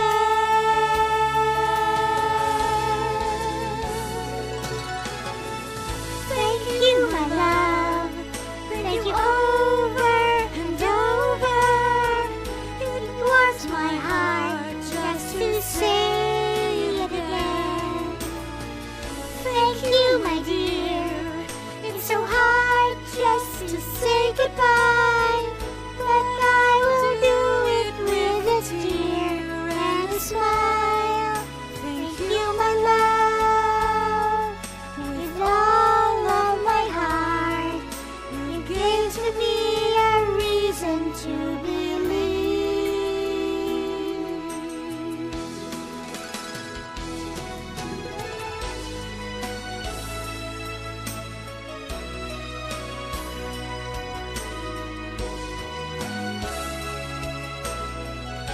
I will explain this song after this.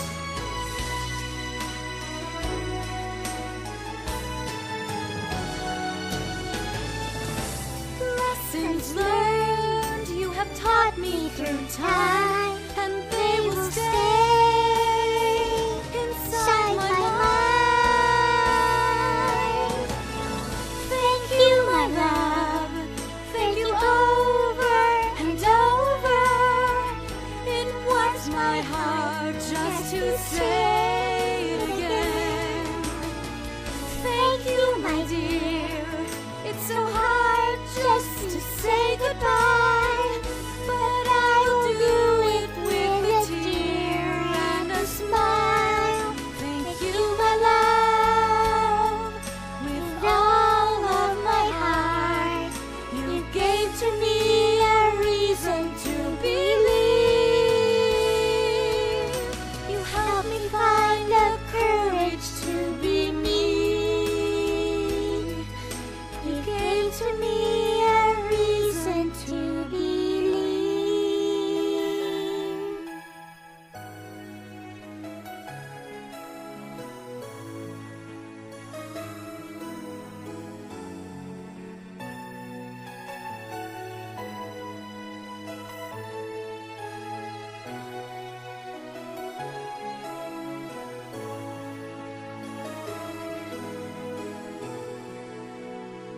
Thank you, Kururu.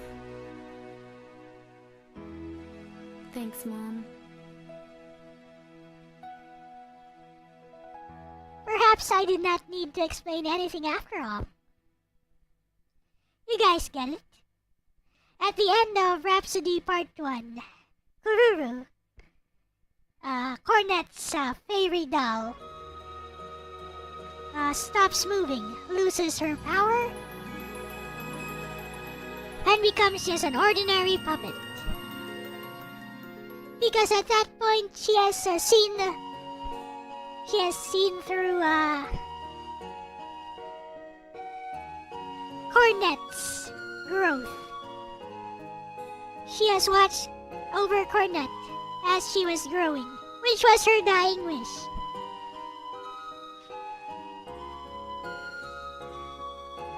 So this song, Thank You, is from Cornet to her mother.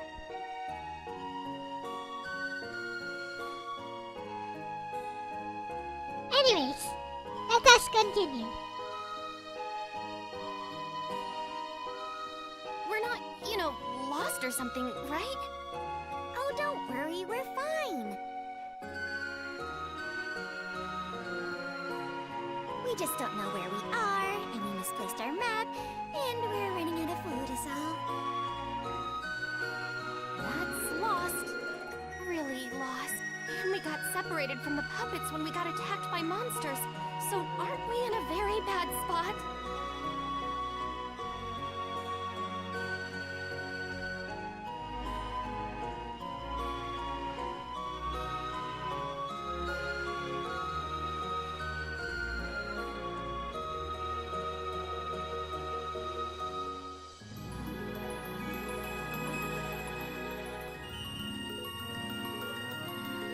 What up, Katsu? Stop worrying. Everything will be alright. Eventually. Maybe you could stand to worry a little bit. And here's another thing. You already saw, right, in part 2 that Cornet names her daughter Kururu. Geez, you are such a downer, Cornet. So we're lost. Big deal. It's not some huge problem. Don't I always tell you to take the initiative? As long as we keep moving forward, then eventually we'll reach our goal for sure. Time for a song? Song time!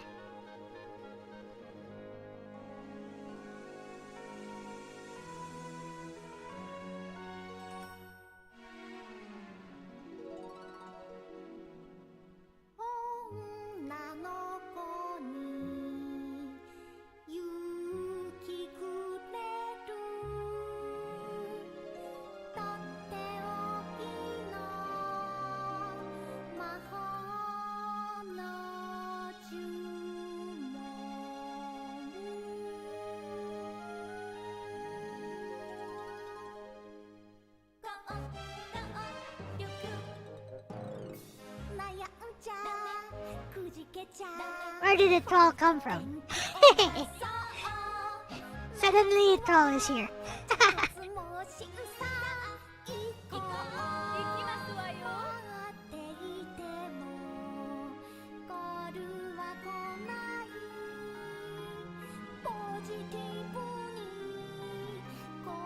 Ethel is Cornet's childhood friend, a stuck-up snob, and basically a rich bitch with a heart of gold.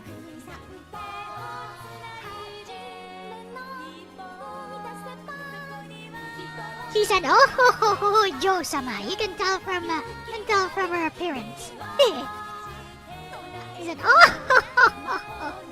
Joe-sama.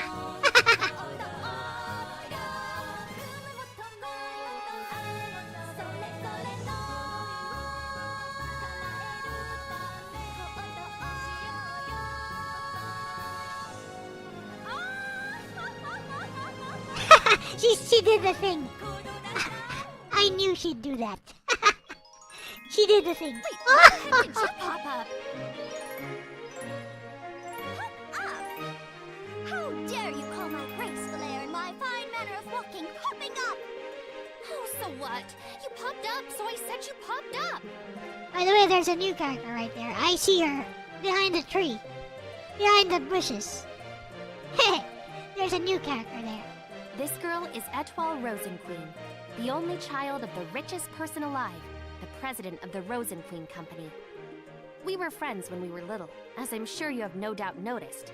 Nowadays, we always get into fights. However, for some reason, we've been working together an awful lot lately. Yes, it is, Katsu. All right. Can we leave the customary niceties at that? Anyway, Etoile, what are you doing in a place like this? Are you lost too?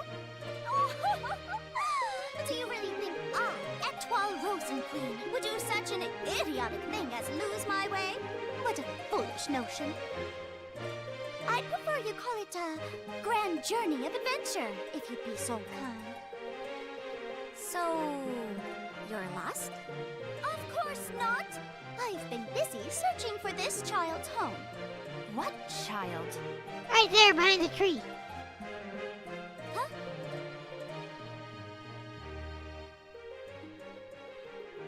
Hello, child. Goodness, this is exactly why I detest small children. Come now, stop hiding over there. Come on out. What's the deal with her? I don't even know where to begin. My nerves are completely shot. It's been an absolute nightmare ever since I found her lost in the woods, you know? She walks so slowly, cries at the slightest thing, wets her pants. Hey, I never wet my pants. Oh, hush. All right, I exaggerated a bit. What does it matter? Anyway, on my way to take her home, I just so happened to bump into you two. Mommy and Hammer will wake me, but we ended up getting separated. It's been one disaster after another. Huh? You're taking her home? You, Miss Child Hater? Yes, that's why I'm so troubled.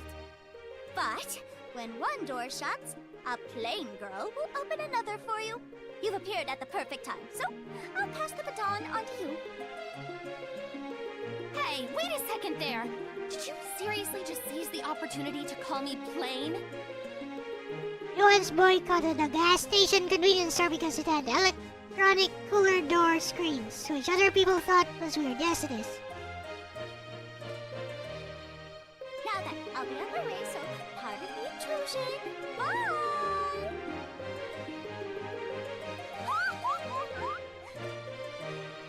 Right. What do we do now? Well, obviously, we don't really have a choice, do we? Hello, child. Hey there. Ellie? That's what some people call me.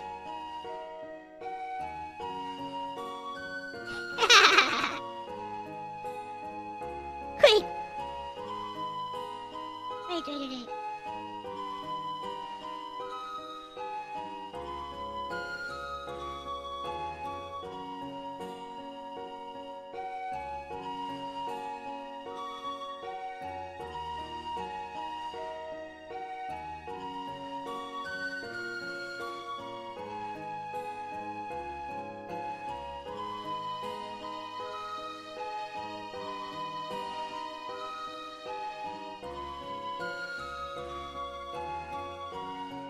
Are you okay?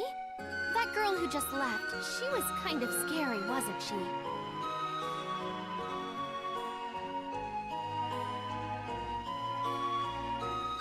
Yeah, a little bit. If it's a common symptom of autism, perhaps you can make it not such a big deal.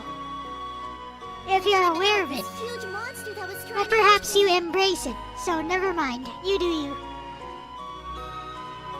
She did?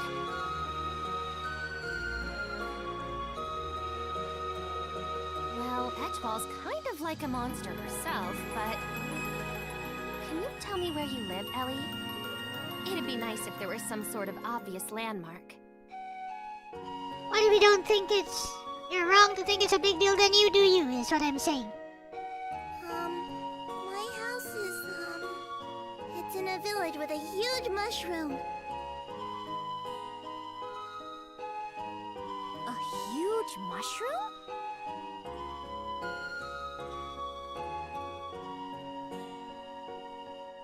I mean, I could argue with you all day about why it's probably not such a big deal, but you've probably already made up your mind that it is a Well big deal then, for why you. don't you stick So, with us yeah, and we'll you head do to that you. village, okay?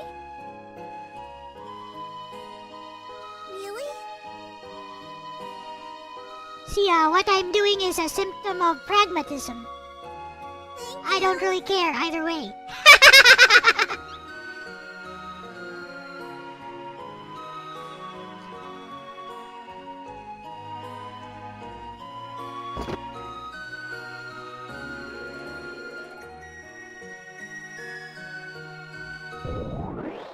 Sup, Moonrine? Hey, this is not, it's turn-based. Wait. It's turn-based.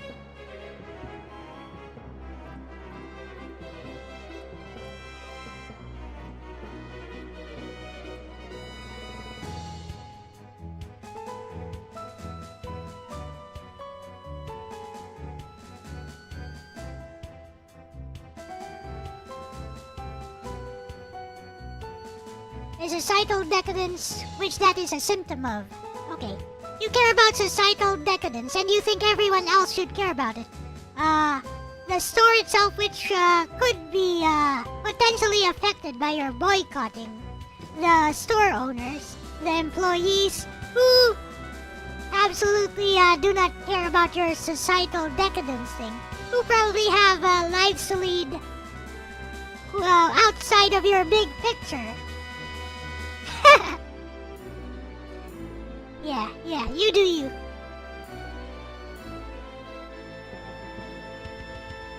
It's like this. Why would anyone care about the bigger picture if they're struggling to make enough money to buy lunch for the day? Something like that. Why would a person be concerned about the beauty of the sunrise and sunset when they're thinking about, oh, will I have any lights? Will I have any light inside of my room, inside of my house at the end of the day? Will it be super hot and humid inside?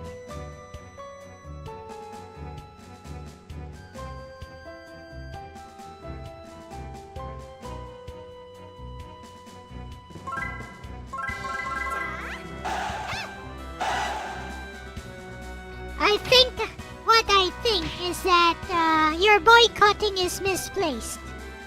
You're basically punishing the wrong people. You're attempting to strike back at absolutely nothing because your boycotting probably has zero effect either way. And yet it's an attempt to boycott the wrong people even. As it's not going to teach anyone any lesson, it's not going to achieve anything at all.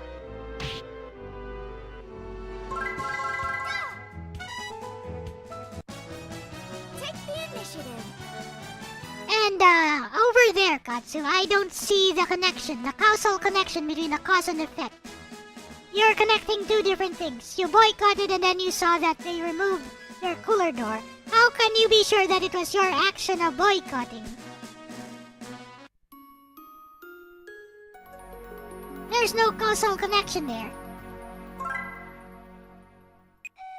And again, I don't really care either way. Like I said, you do whatever you want.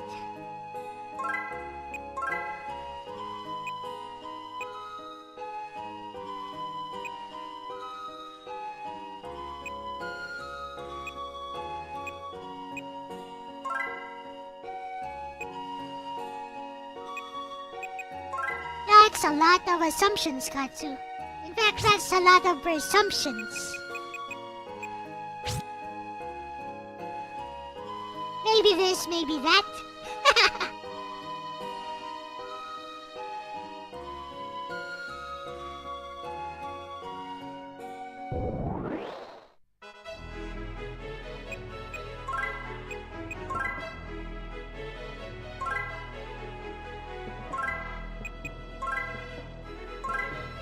Bruh, she has magic. Just like the DS game, she has magic. I did not realize she had magic.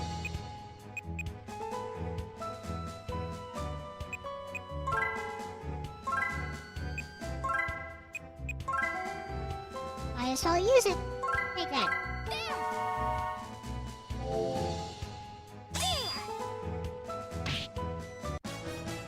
After all, we've got to take the initiative. It's all about taking the initiative. Oh, I'll take that.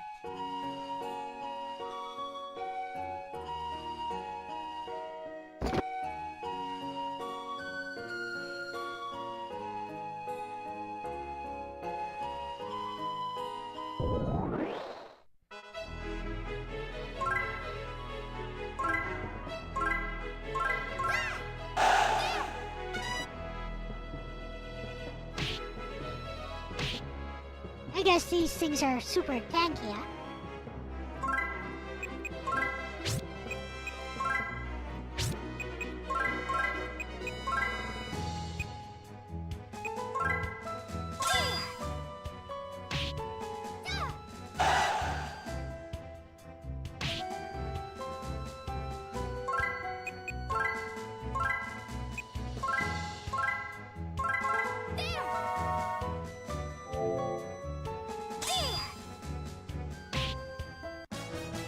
Take the initiative. What they say?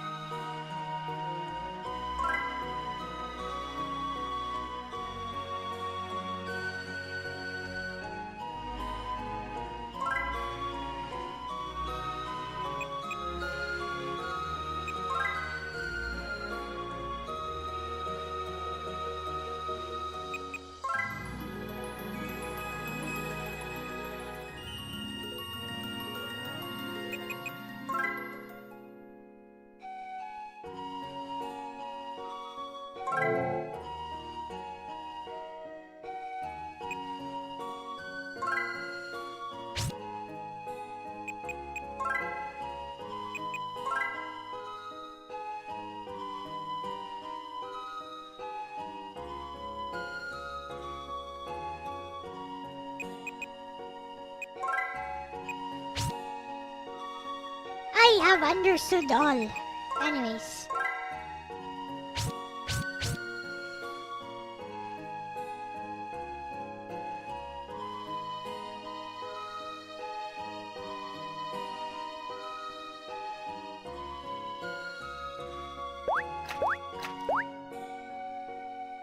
Oh, there she is.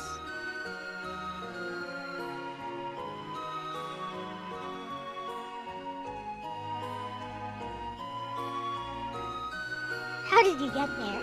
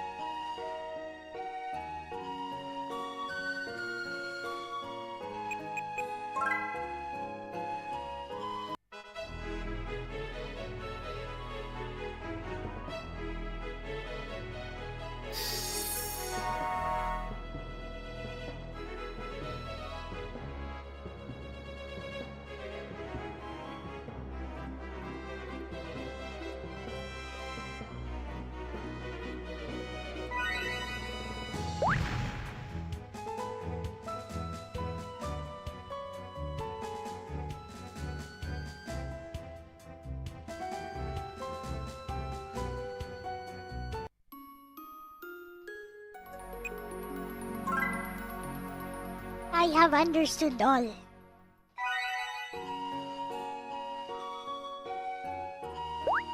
It was easy for me.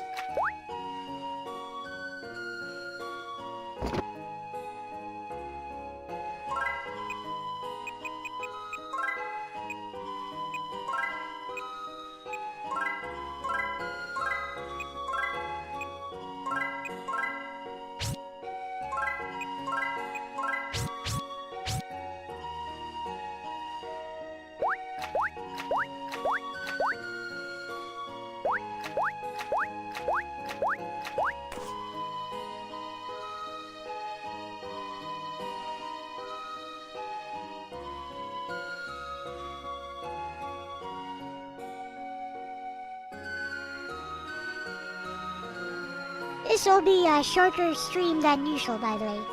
Usually when I play the Rhapsody games, I play like 1 to 2 hours per session.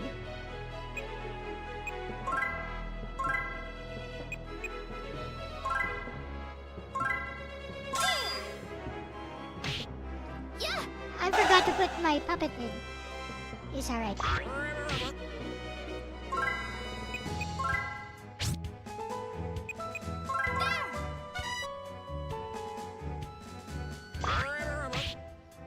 Chihuahua, hello. Hey, Brameries. Hey!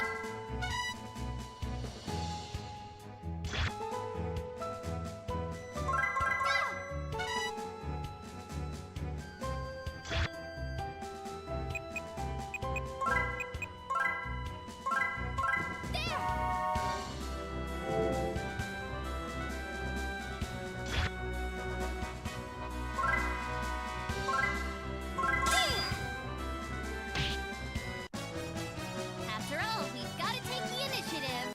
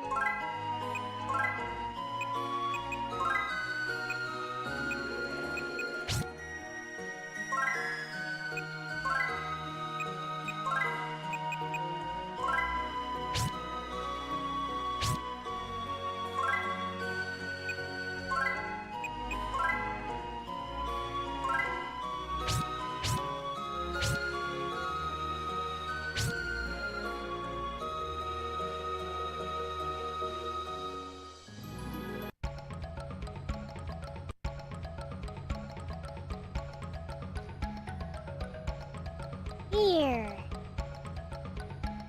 Elinga.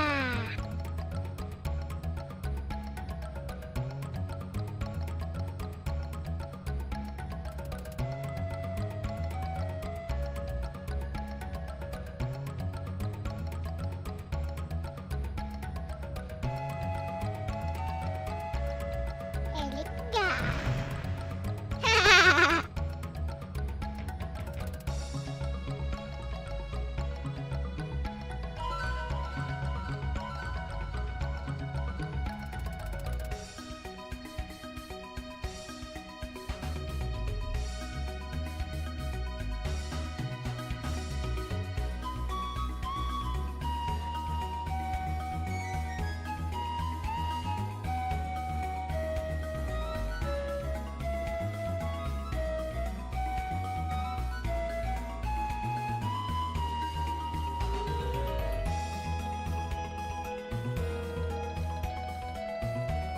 They all look the same.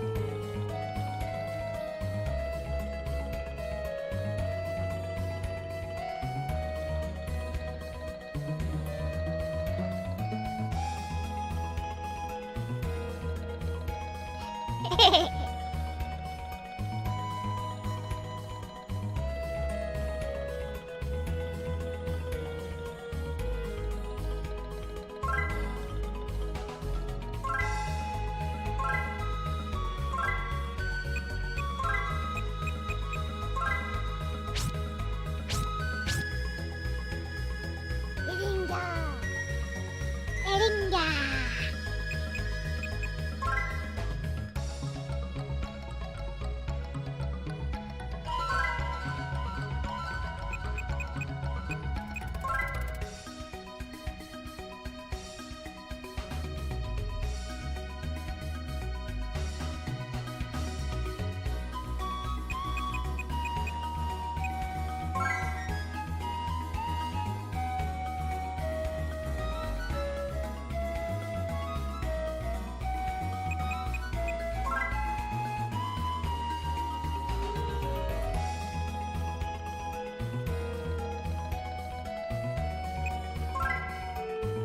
Wakarimashita!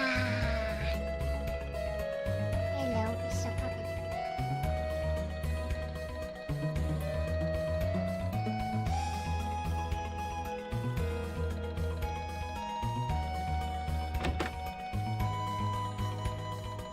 Eddie, Eddie. Eddie.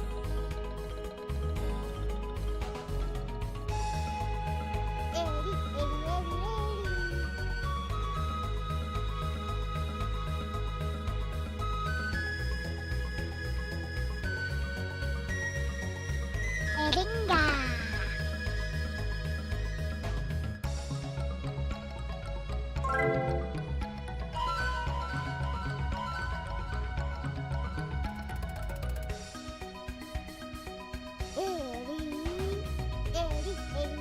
A potato. It's a potato.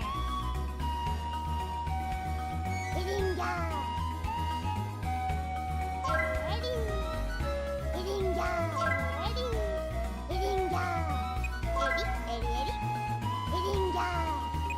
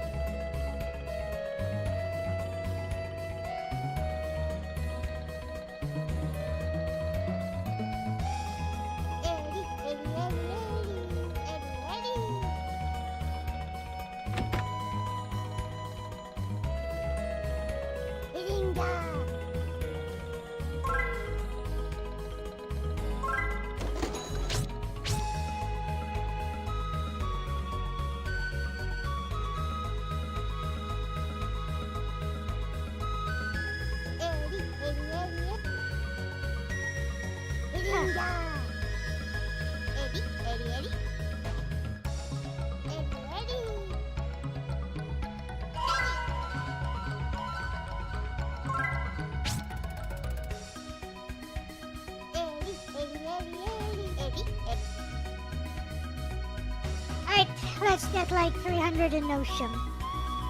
And spring this guy here.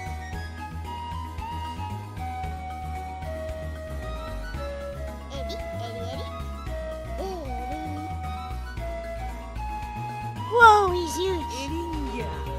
Eddie. Eringa.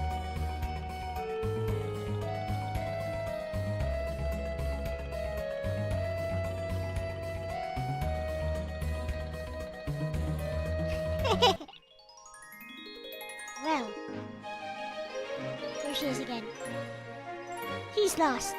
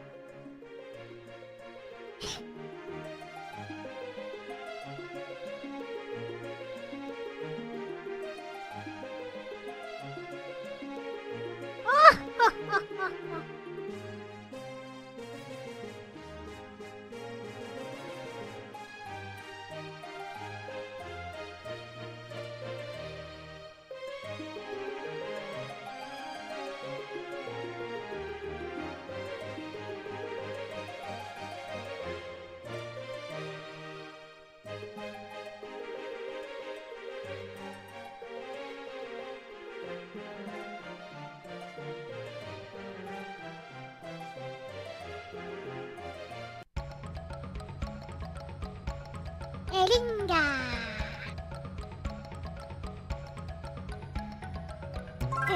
Really? Okay. We're going back.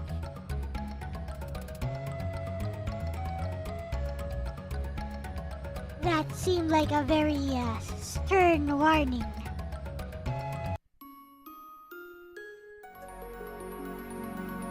We do need like 300 Enotium, so we're gonna grind it.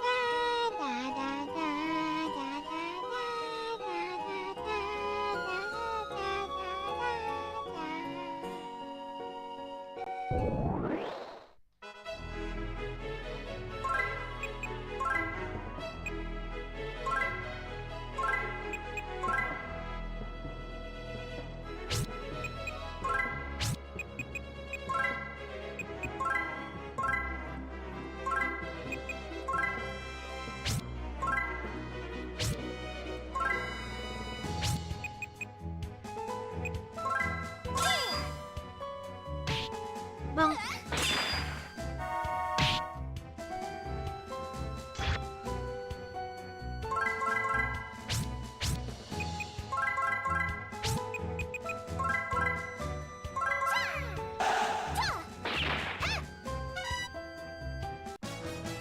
Take the initiative.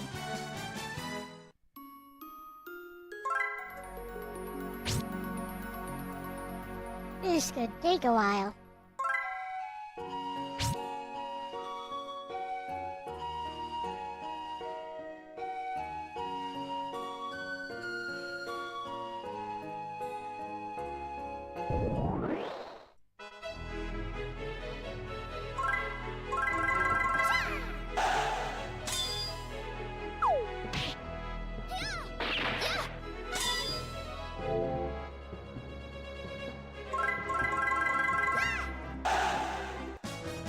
Take the initiative.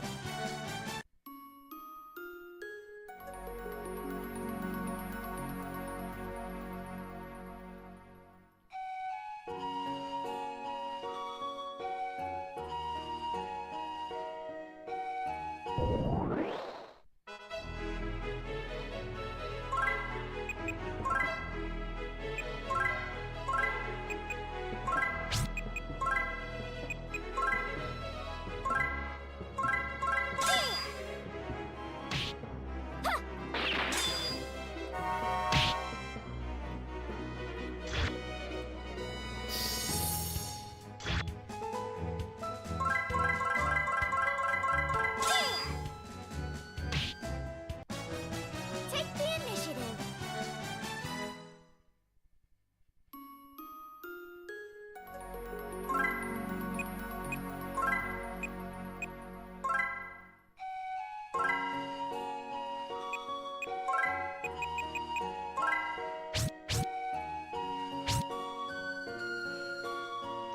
Now we have a Suikoden party.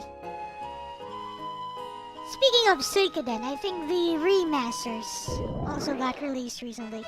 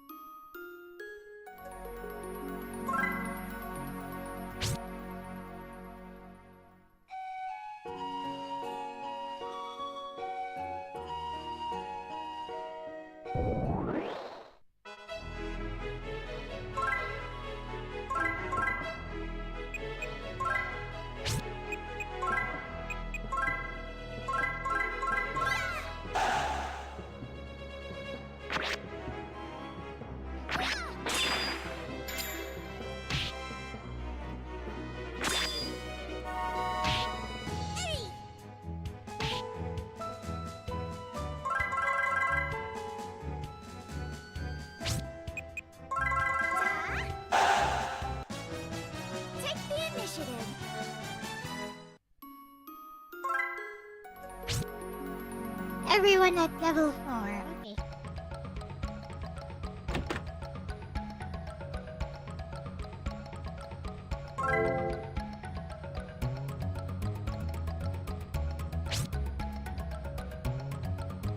Let's keep going.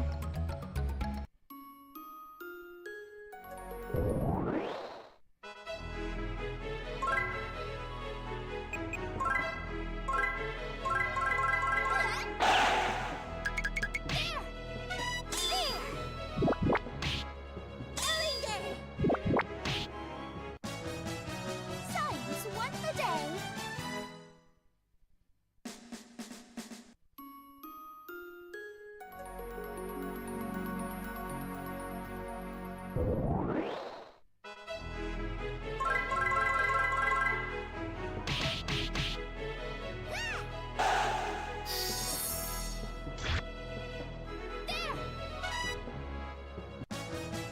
After all, we've got to take the initiative.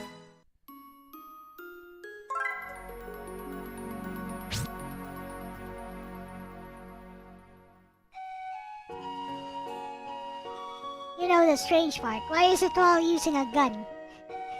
Why does she have a gun? What is this?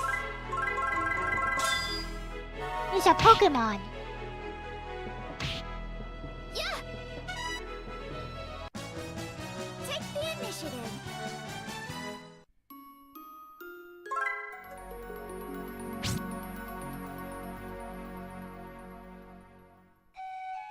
Vulpix.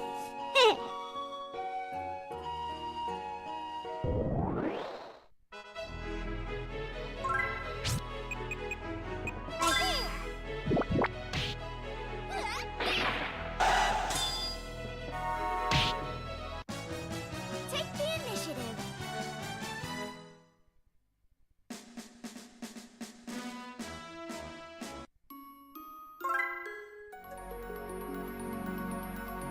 That leaves it all at level... Right.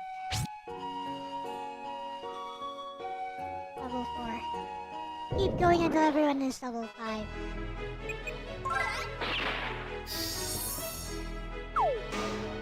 Bonk. After all, we've got to take the initiative.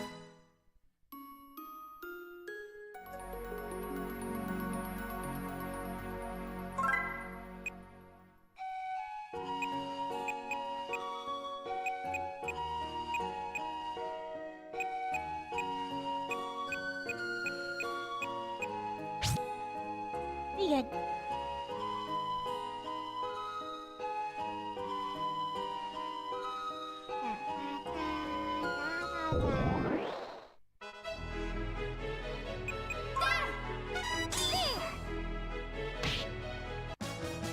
Take the initiative.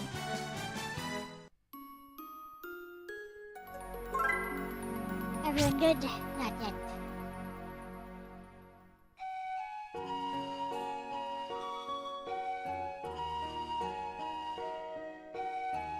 Oh no, game is a bit grindy.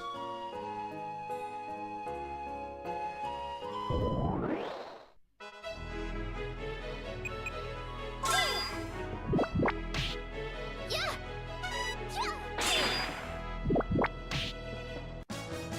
Take the initiative.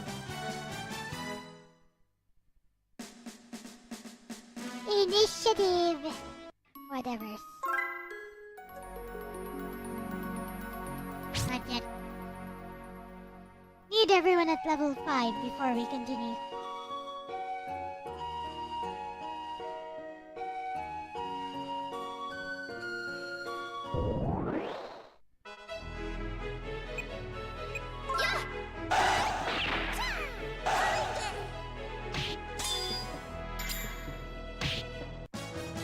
Take the initiative.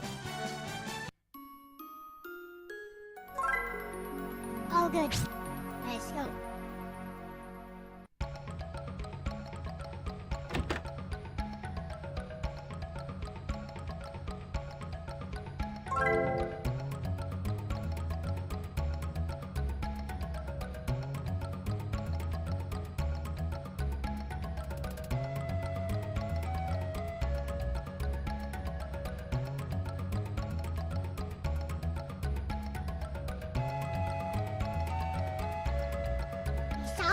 taking the initiative.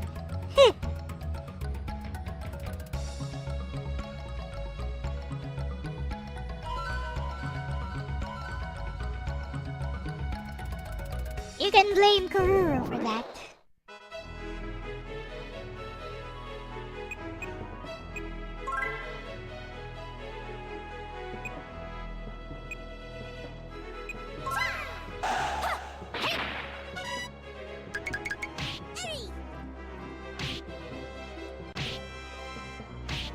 Oh, these guys are not strong.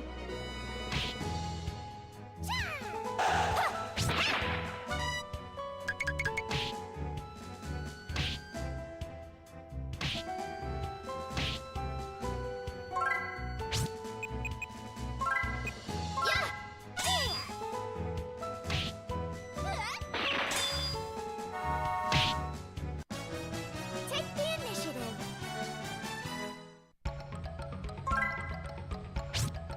Okay, a little bit more. One more fight then.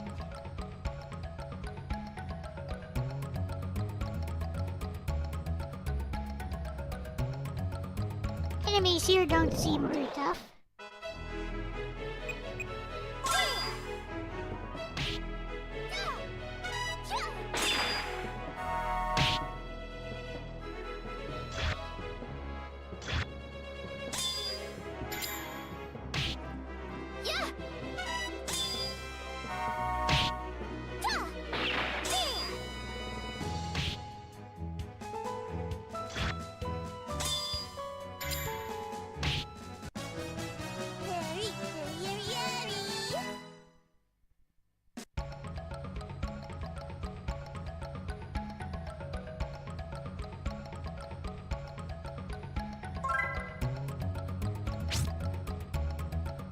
Okay, let's bring this guy here.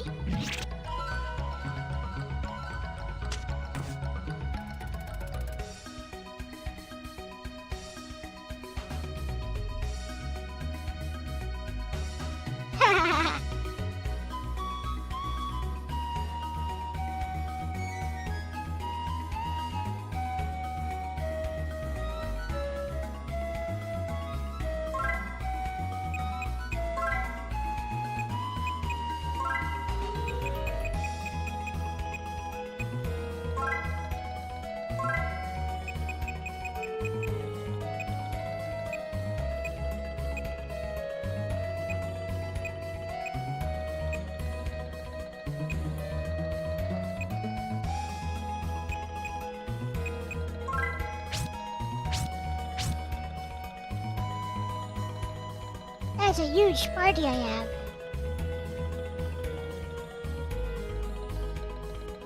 I have an army.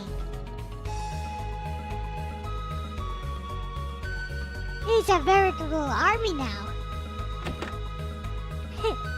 It's one unit. It's a platoon. Not really. Almost.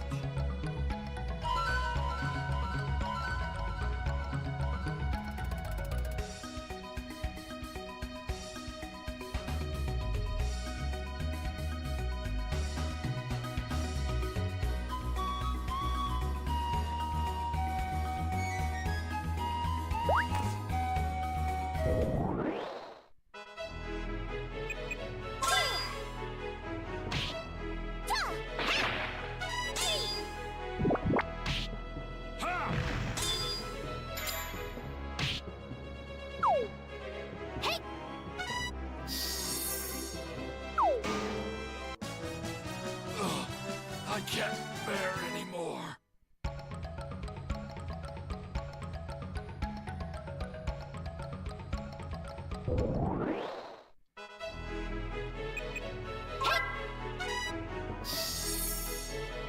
Bonk.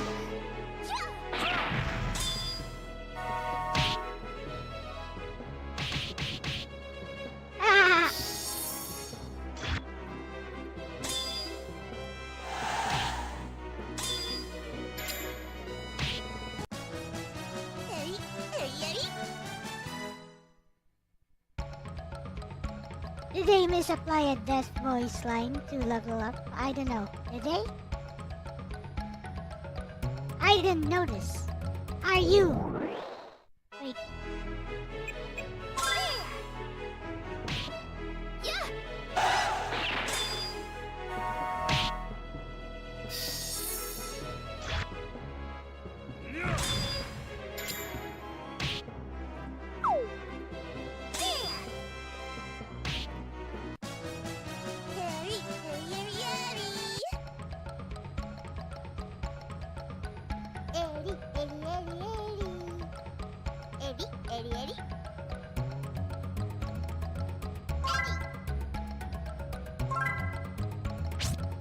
Yep, I sure don't.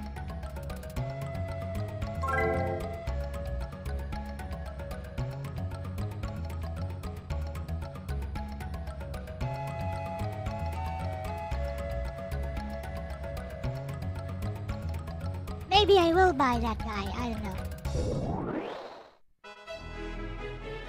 Yeah, he did, actually. Oh, is that what you mean? Yeah, I have no idea why he said that.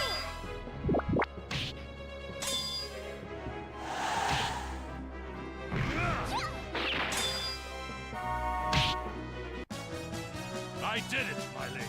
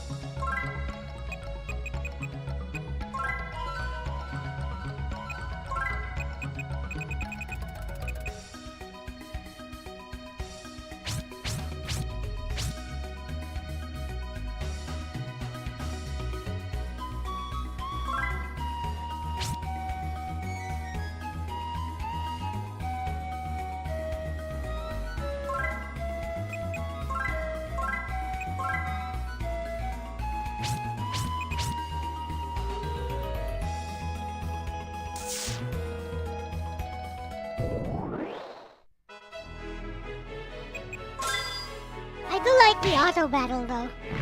Now I don't have to think about it. Just let them handle it.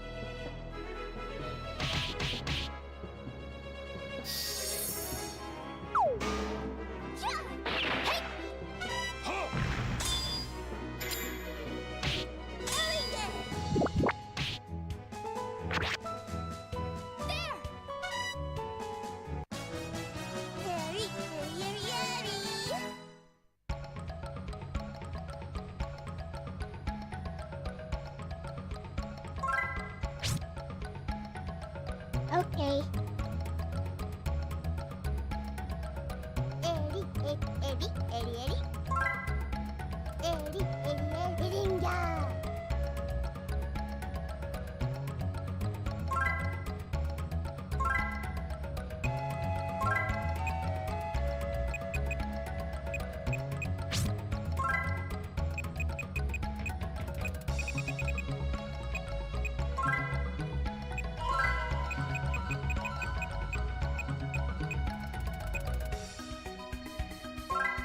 Papa Fungi.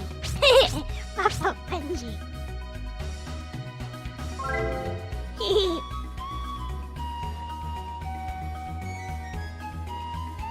I like all the random Looney Tunes attacks.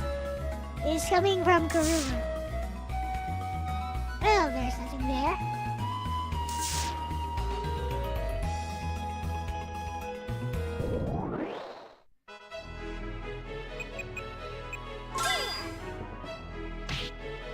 Now I have an actual army behind me. Wow.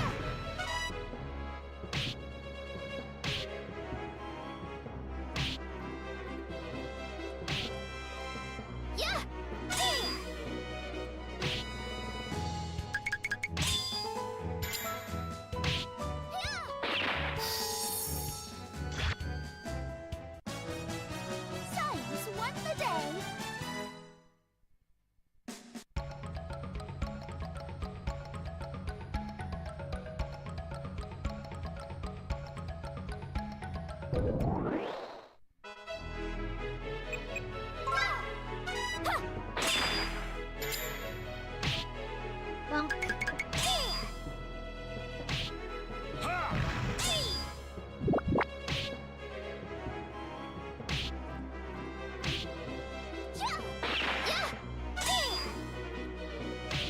By the way, I'm so close to finishing Dark Souls. There's not much left to do. So I'll do the DLC content, maybe.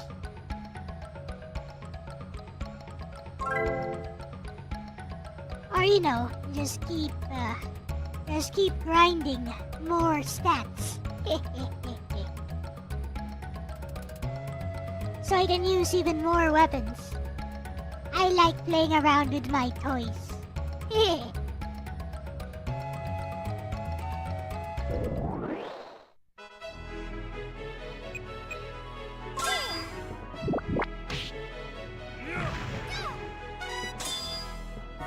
High stats in dexterity, high stats in strength.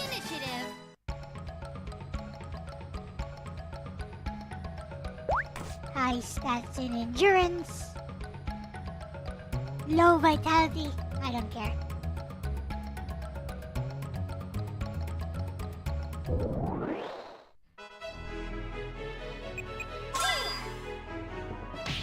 What is this?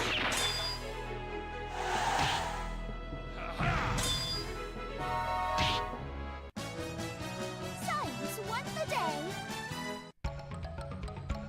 Well, that thing was super tanky.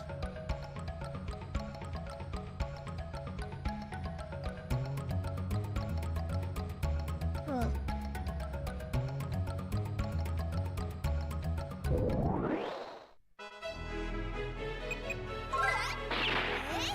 So many against one tiny turtle. DJ Ronnie approved.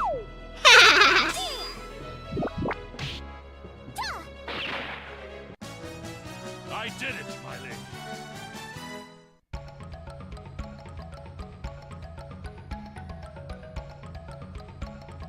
Alright, let's try to figure out where to go. Obviously, there's only one place to go here.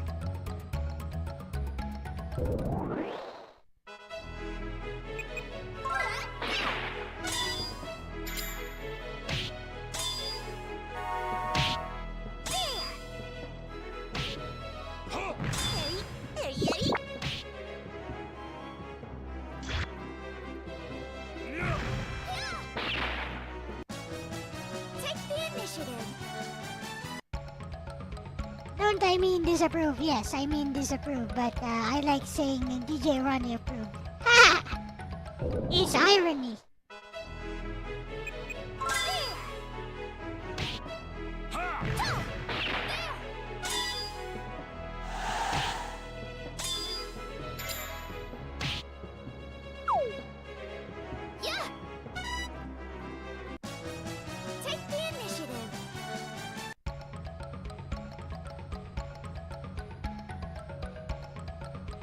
With my puppet friends, there's nothing that we can't do. Literally. Literally. Literally! Nothing we can't do. Look at all these. Look at this flippin' army I have.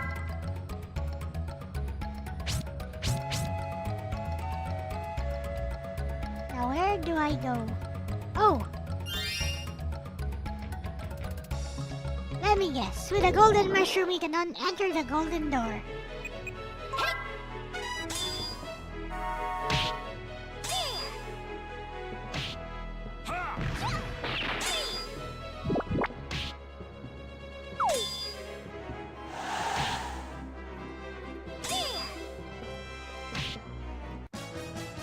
After all, we've got to take the initiative. Exactly.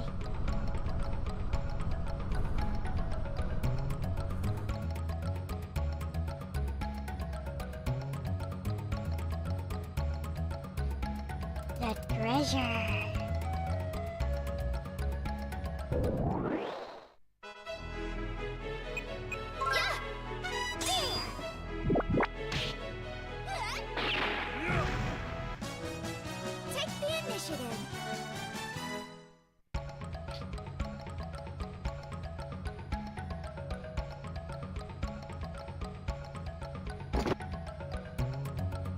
Iltium.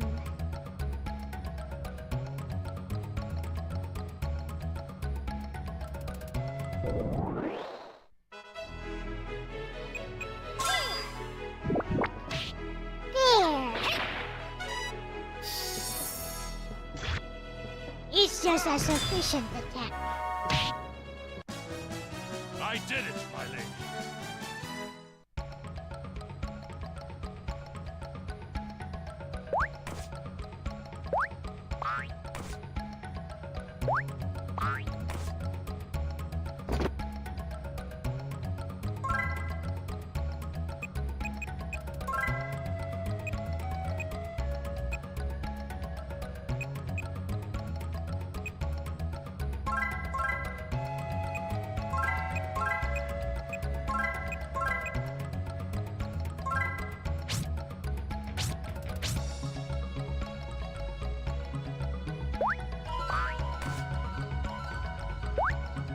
Yep, they have bullets and rockets and grenade launchers.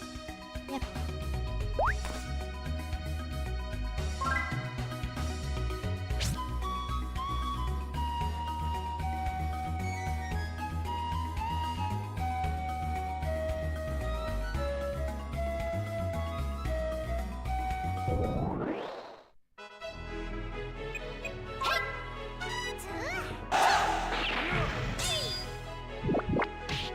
They also have robots.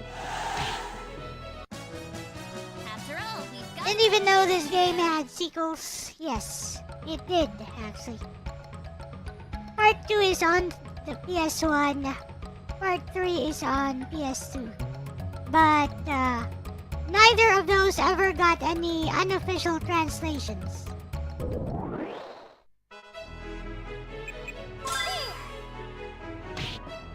So there were no unofficial translations for these games. Only official translations. Which came out just last year, I believe. Yeah, last year. This came out the same time as Star Ocean 2 Remake.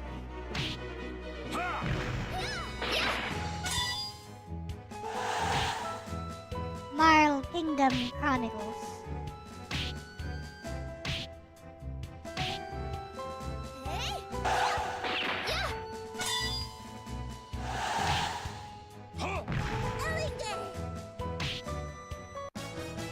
Take the initiative.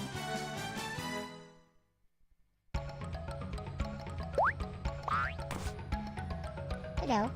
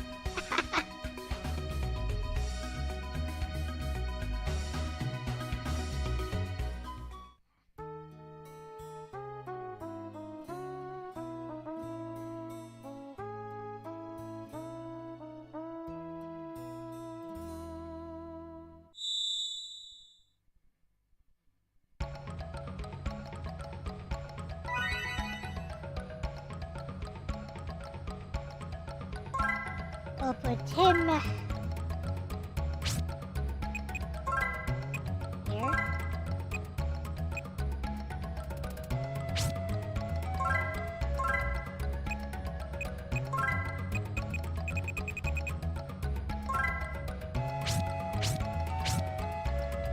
OMG, look at this.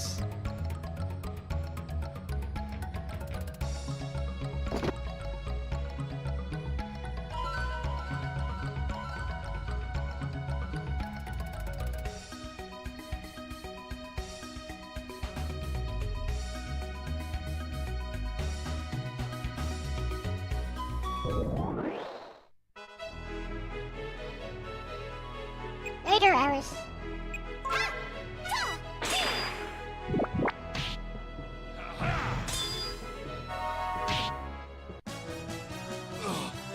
can't bear anymore. Yeah, there it is. It does seem like it should be a death. Does seem like it should be a death voice or something.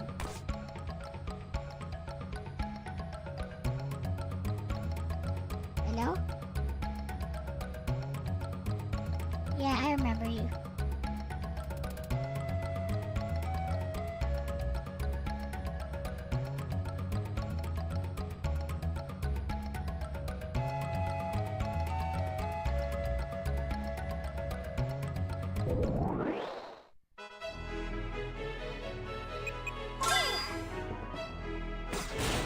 Prepare yourself. Surrender your life? Ha! Oh, wow! That's pretty good.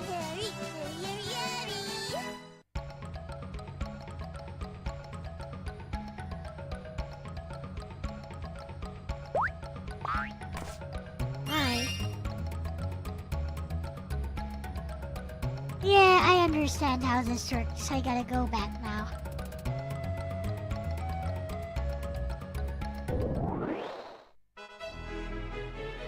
Auto.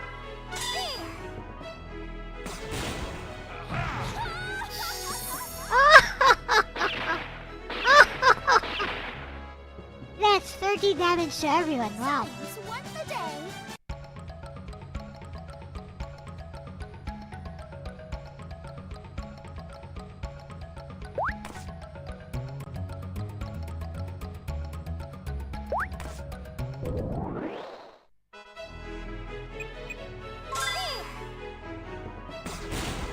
Prepare yourself.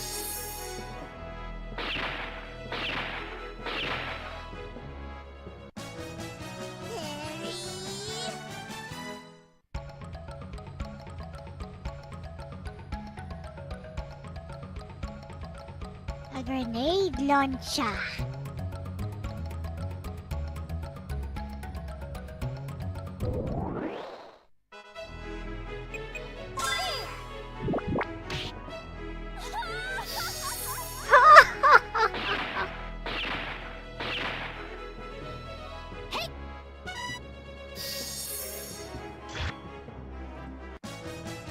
After all, we've got to take the initiative.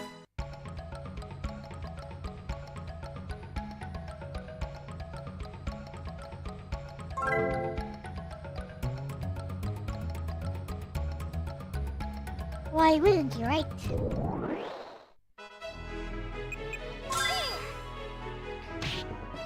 Here I go. Oh!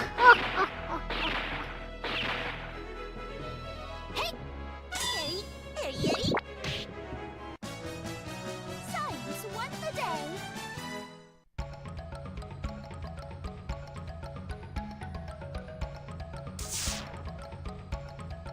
Other one.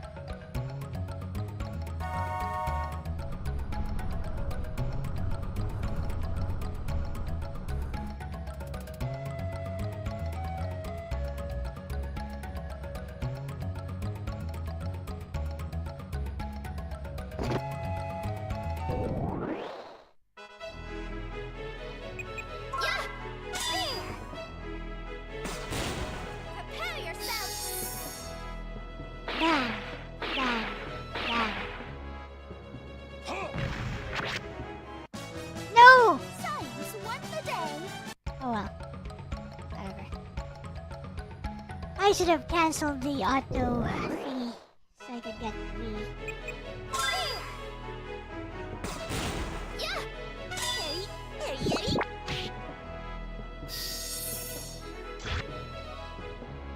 Here I go.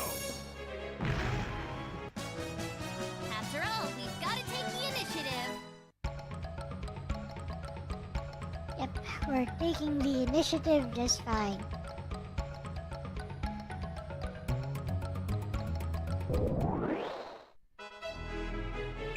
Prepare yourself. These things look dangerous.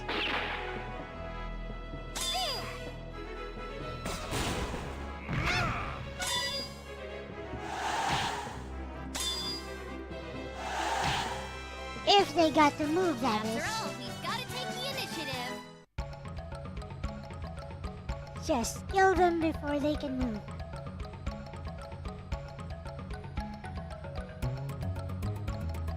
Is Ferdinand.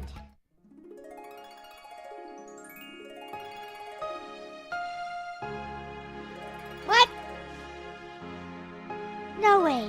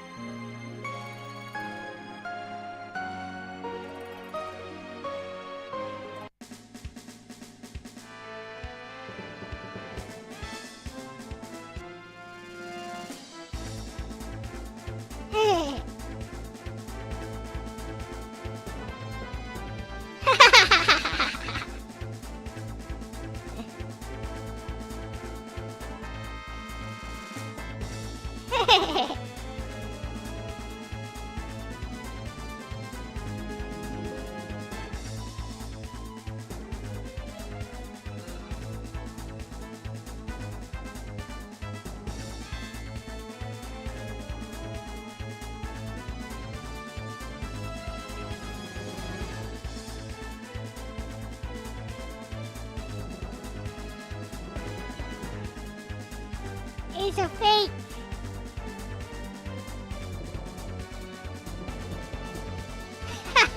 They so angry now. Oh my. Bah!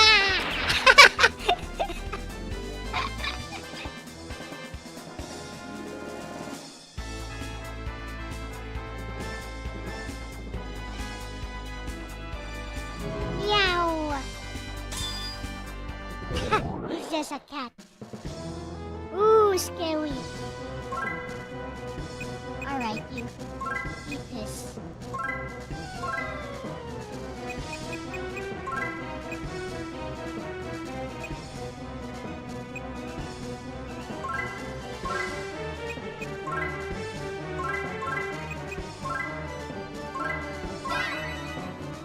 You are also dead. Bang, bang, bang. One of you is going down. Bang! Here I go. Still alive? I knew one of you would go down. Or all of you. Ah!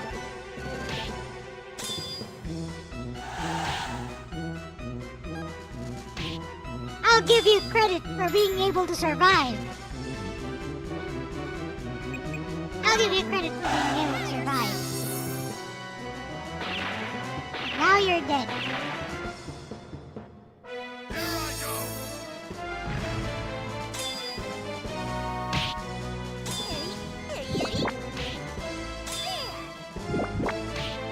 Still alive, are ya? Well, you're a tanky fella.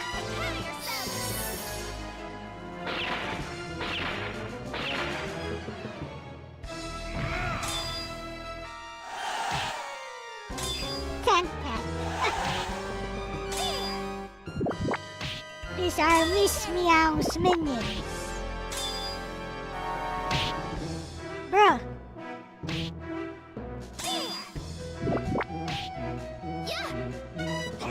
Why are you still alive? Actually took out the top. I did it, my lady. Wow.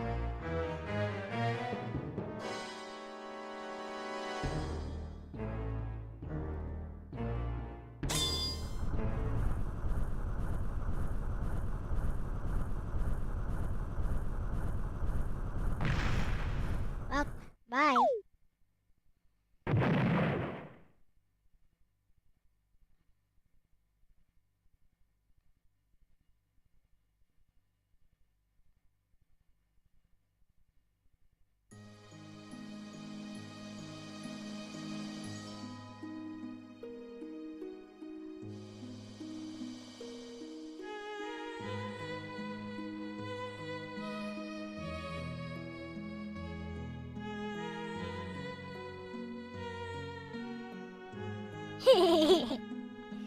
she won't say it.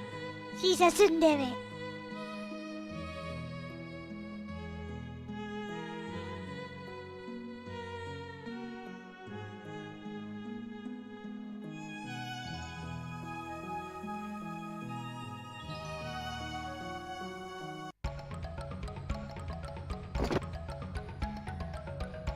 She's a tsundere.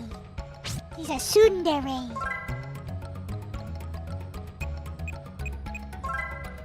Anyways, I'm sure Cornet has some kind of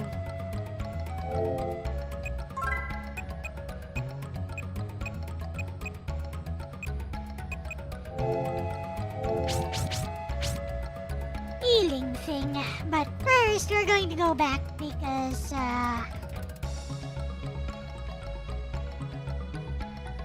we used a lot of SP for that fight.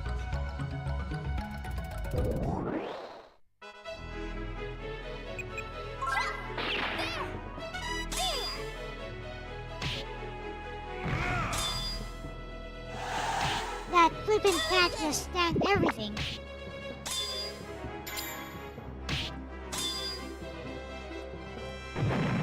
Bam.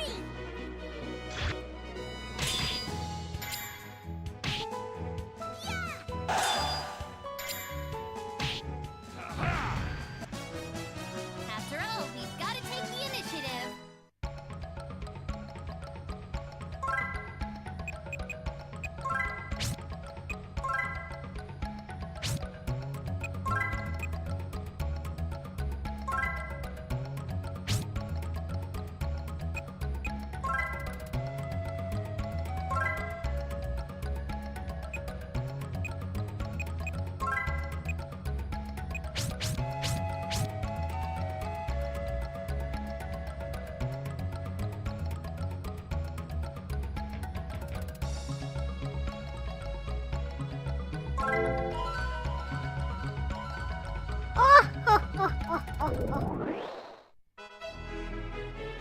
Oh no!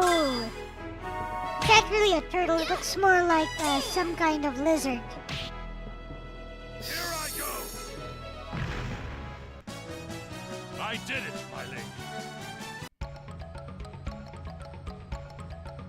In fact, I think I'm pretty sure there's a dinosaur that is exactly like that.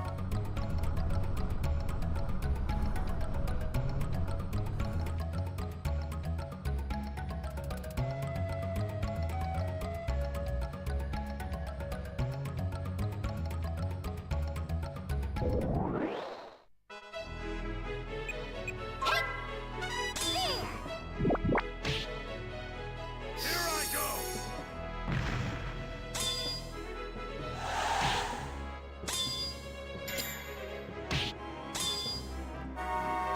La la la la. After all, we've got to La take the la initiative. la la. La la la la la la la.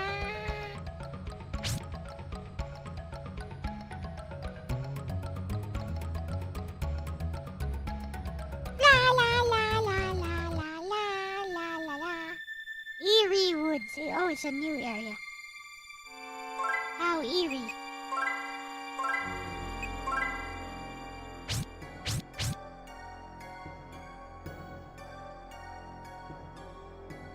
Oh my. How scary.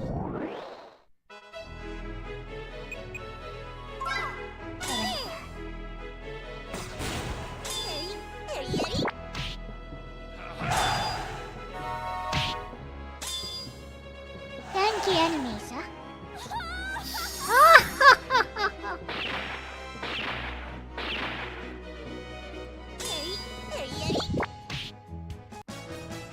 After all, we've got to take the initiative. Ankylosaurus.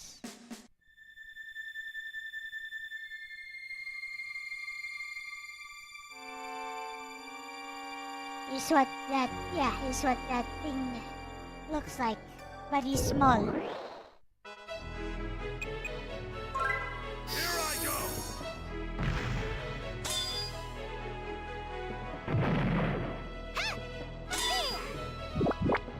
No sense being conservative.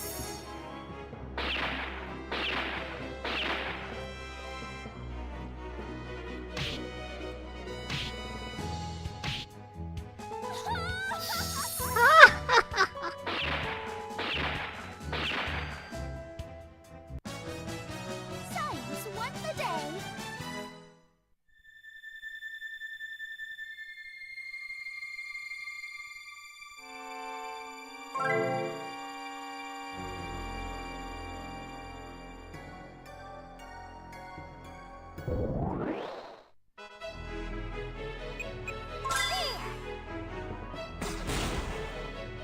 Now those werewolf things are just ordinary enemies, huh?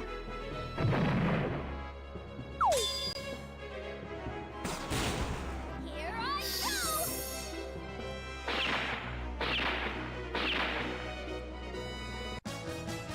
After all, we've got to take the initiative.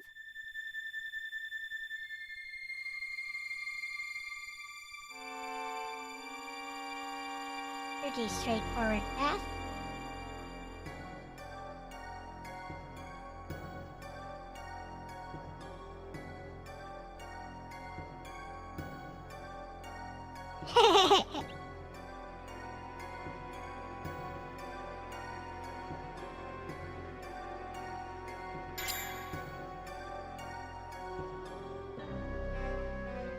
She's thinking it's mushroom pea. Totally is.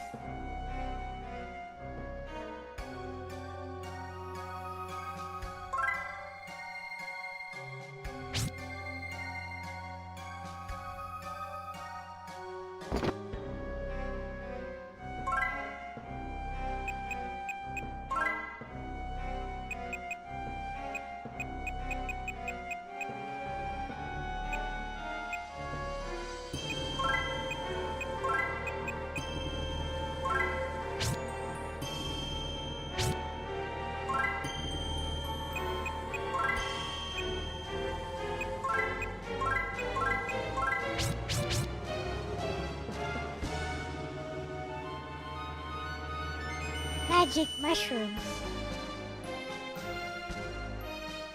She said illicit though.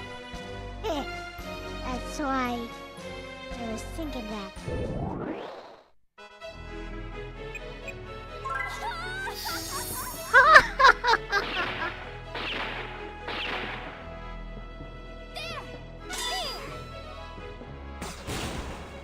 Here I go!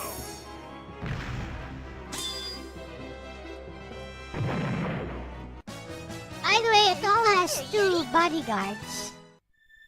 So we're missing another bodyguard.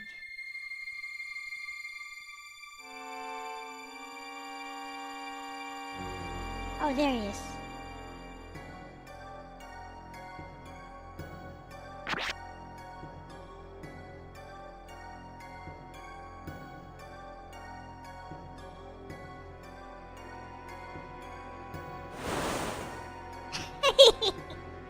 He fell.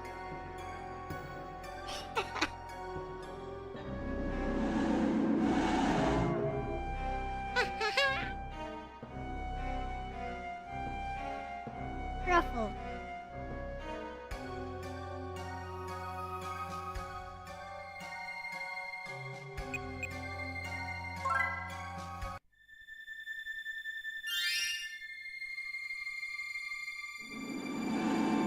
Well, that was easy.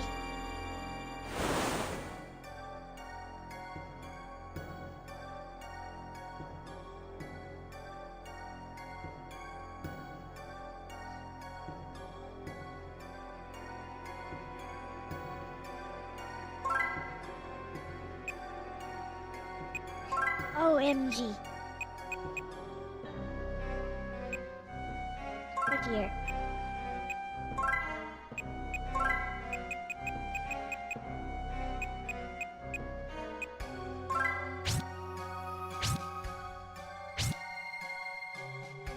That is a lot of people.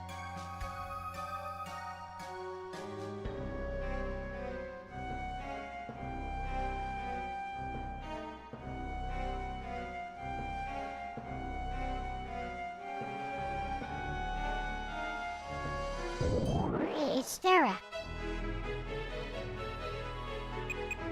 Here I go!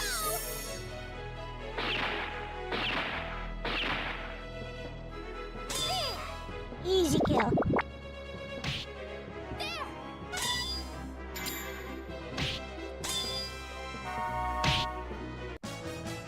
After all, we've got to take the initiative. Get out of there.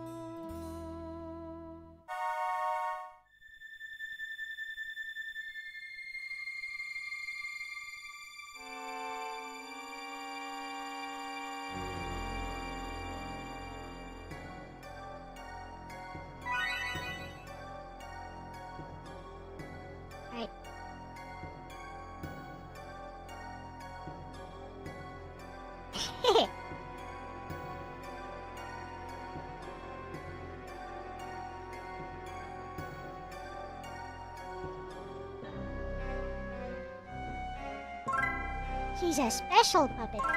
Anyways.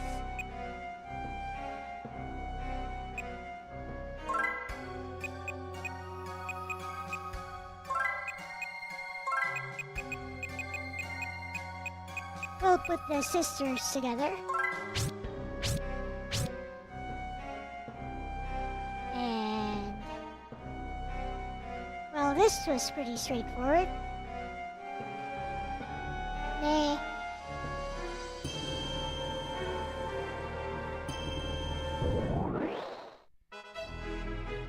Cornet is a tuner.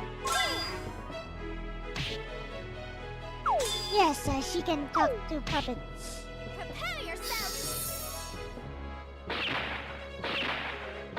It's because her mother is not entirely human. She's like a winged creature. After all, we've got to take the initiative. Winged creature. Like sort of like an angel.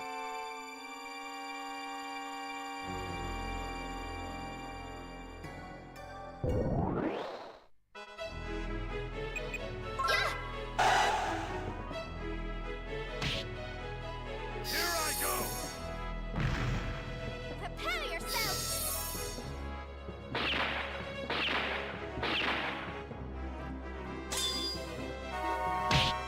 Ellinger!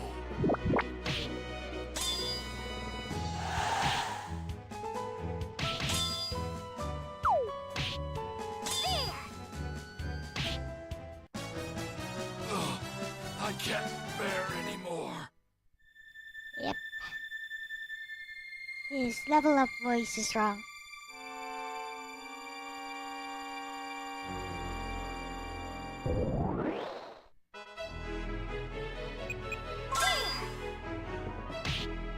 Huh.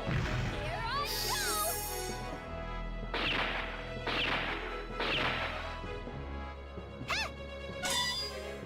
go! I know I should go to that hut, but first,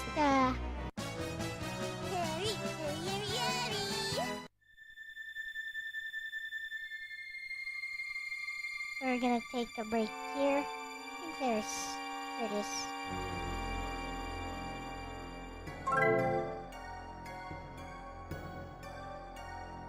Now we're ready.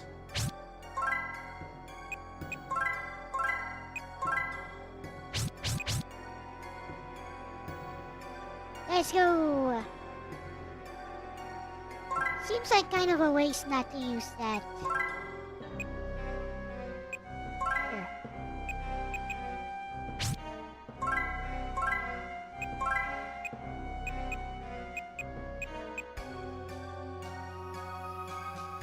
The thing is, why does this stone lower everything? Never mind. Not worth it.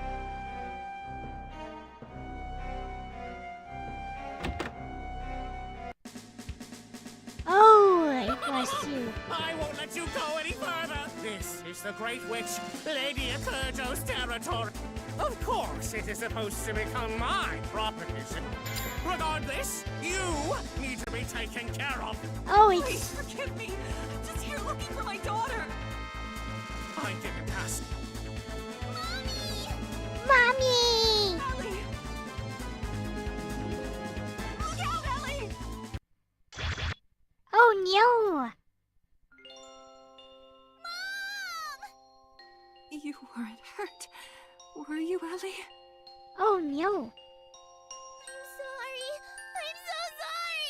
Because of me, you... Oh, silly child. There's nothing to apologize for. Mom? Mommy! I don't want... Don't cry, Ellie. Mom is always right by your side. Ellie, I was so blessed to have you as my daughter. I don't know, I can't take this seriously. This is exactly the way Cornet's mother died, by the way.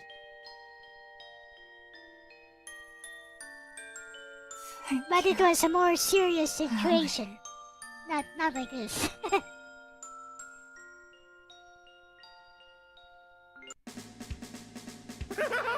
She kicked the bucket! Now, your turn is next! This is unforgivable! I could never forget this!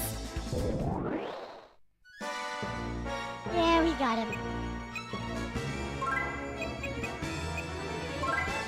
Hit him with our best attacks.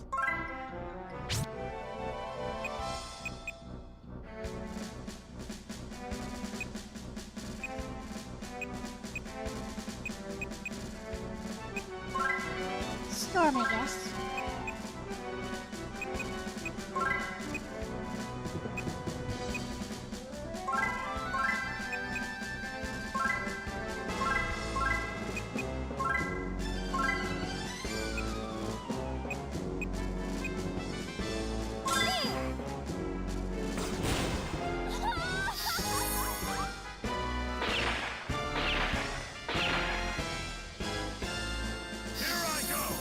Keep laughing, mister. Bang!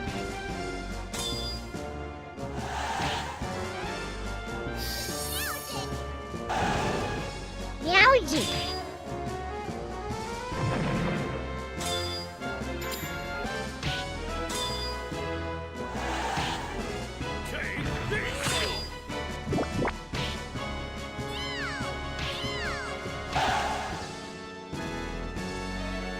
Right.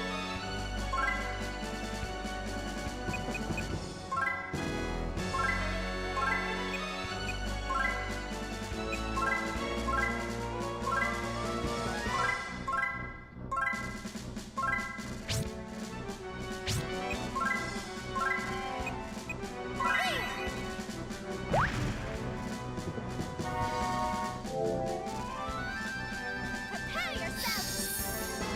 Bang! Bang! Bang!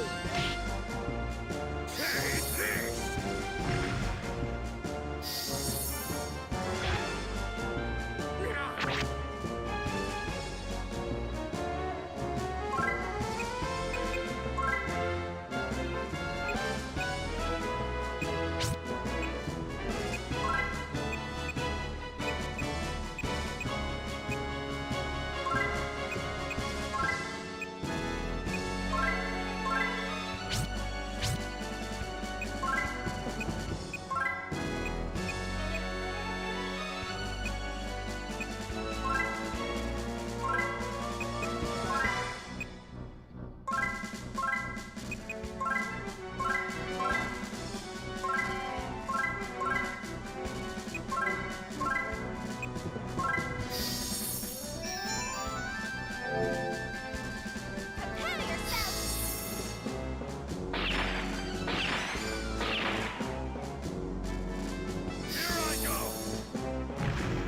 One hidden behind Big Cat.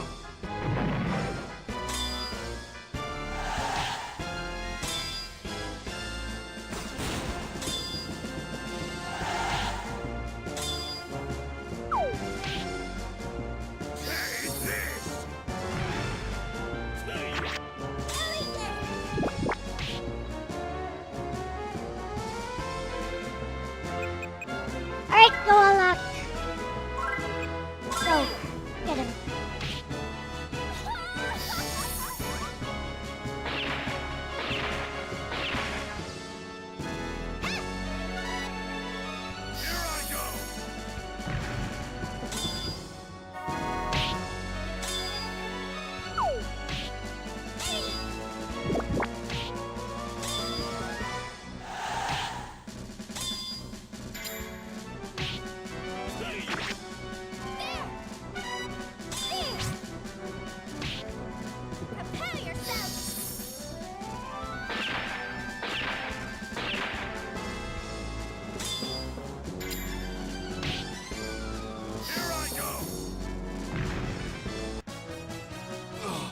easy. I can't bear anymore. Hello, Renee. I will forget this. Bye. What's up, Kururu? Something wrong?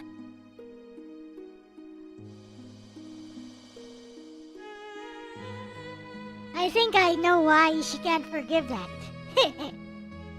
That's exactly the way Hornet's mother died. And Nothing. I was just remembering. wait, she does remember her past. Okay. So she does have her memories. She was just pretending not to have them all along. Well, that's a thing. Now we know. So she always knew she was Cornet's mother. The past? It's nothing, really. We have to focus on finding Ellie's mom.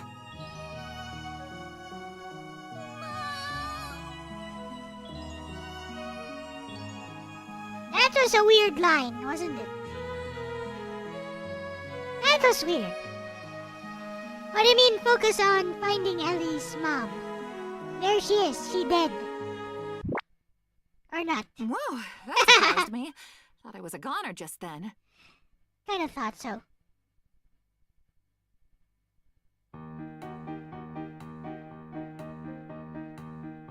It was too silly to be taken seriously.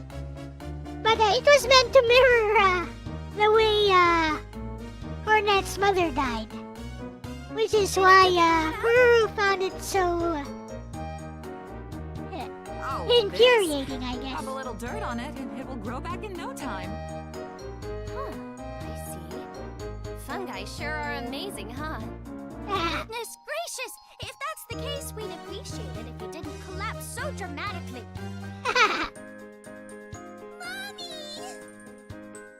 Oh, Ellie. Unforgivable.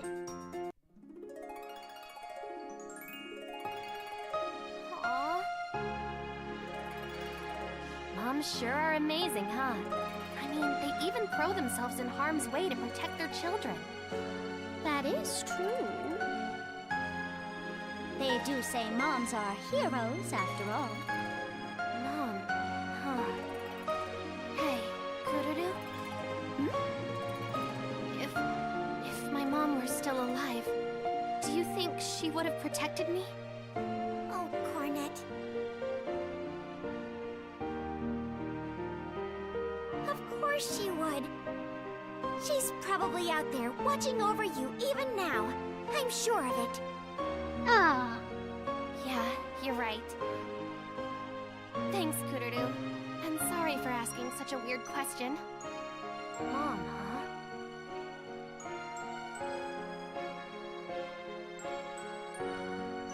You know, I can't tell which of those two is which anymore. And so, the Ellinger family was safely reunited. okay. I think this is a good time to end.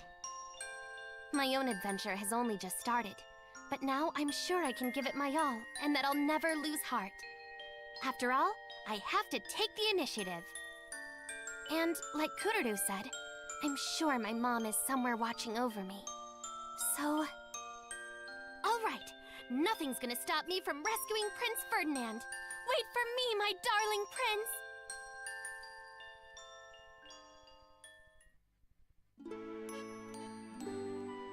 That was a good story.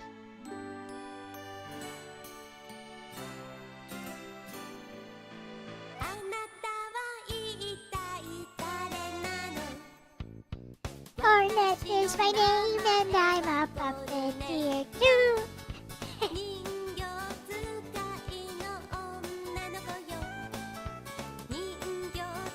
I mean, it's made with the cliches in mind.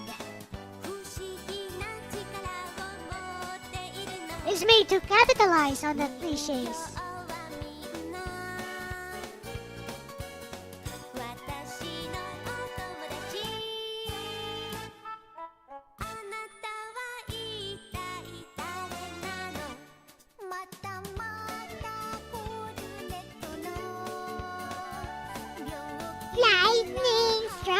from above.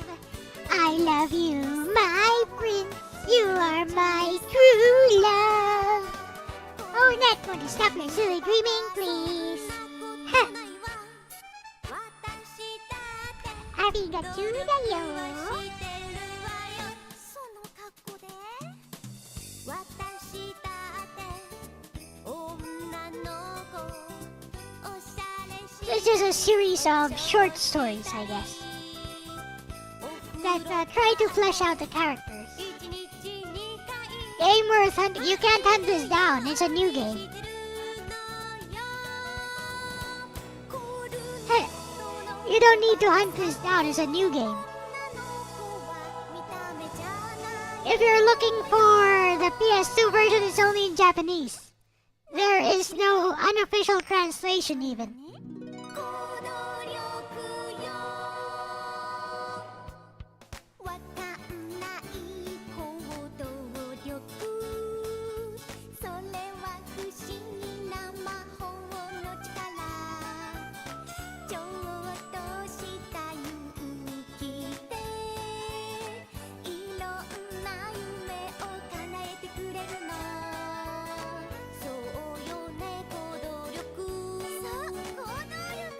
This is the intro song for Rhapsody 1, by the way.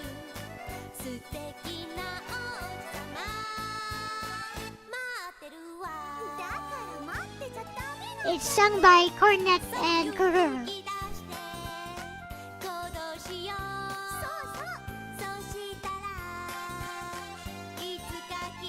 In order to better enjoy this story, I suggest playing through Rhapsody 1 and Part 2.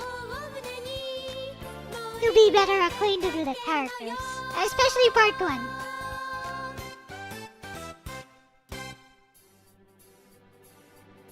Yeah, this is a PS2 game. Originally, this was a PS2 game.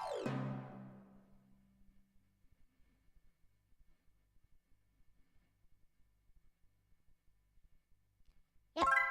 Save that.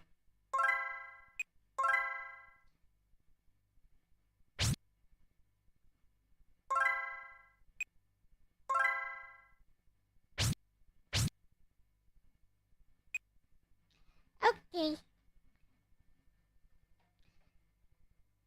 I guess it's a good time to end here. Let's do a little preview first. And now we have... Oh, Pumpkin Pants and the Trial of Love. So this is Kururu's story. Kururu from... Yep, it's her story. Long ago in Marl Kingdom, there was a wild little princess. Her name was Kururu, and her dream was to fall in love with the prince. Ah. One day, she was saved from a dragon by a boy named Cello, and their journey began. The two argued like cats and dogs, but as they spent time together, their love began to bloom. But then, Cello's mother turned out to be the evil witch Akurjo. How evil. Their love became painful. Though they almost gave up, the two overcame their countless trials together and finally defeated Akurjo, bringing their love to fruition. And yet, Cello decided to leave to save his mother, who descended to the Netherworld. He'd promised he'd see Kururu again. 4 years passed. And at long last came the day Kururu and Cello were reunited. But the two still had one major trial left before them.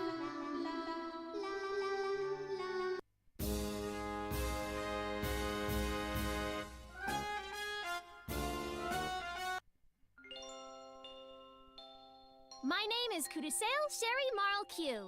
I may not look it, but I'm Marl Kingdom's princess. Apparently the common folk have taken to calling me the Pumpkin Princess. But don't you think that's downright rude when referring to a 16-year-old in love?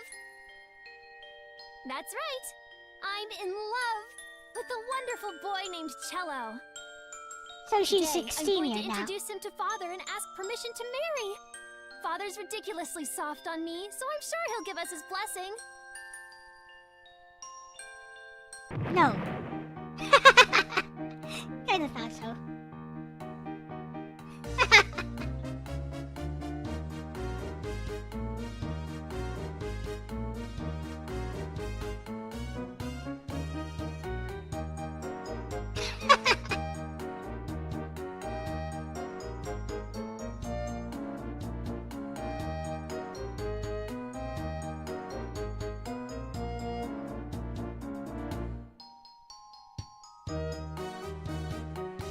This is Cello, my future groom. Isn't he amazing?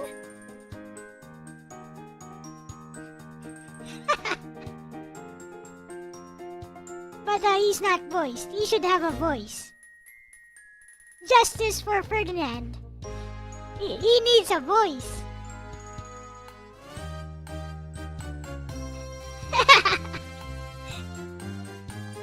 Why doesn't he have a voice?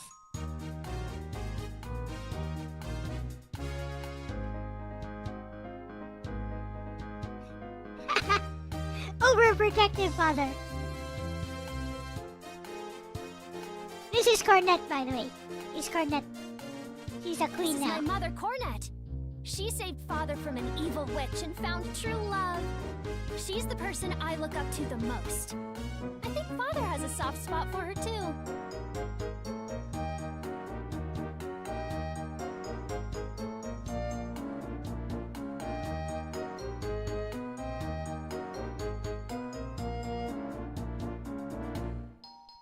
Ah, that's true.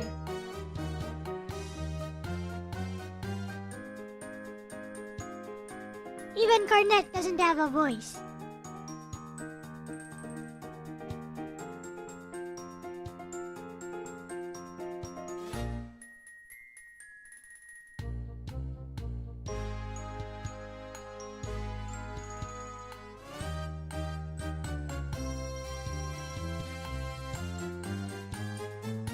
This is Etoile's adopted daughter. This is Kreia, my best friend since childhood. She really helped me and Cello get through those tough times 4 years ago.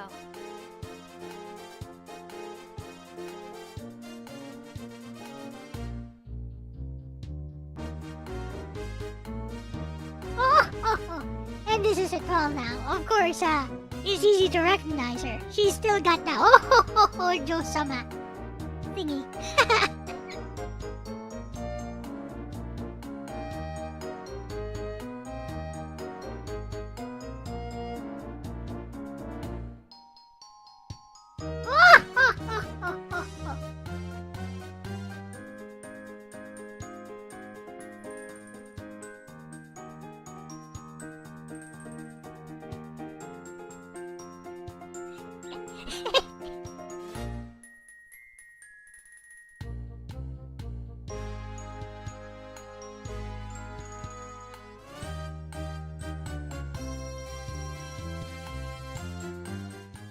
Time to sing. 二人はいつも一緒だから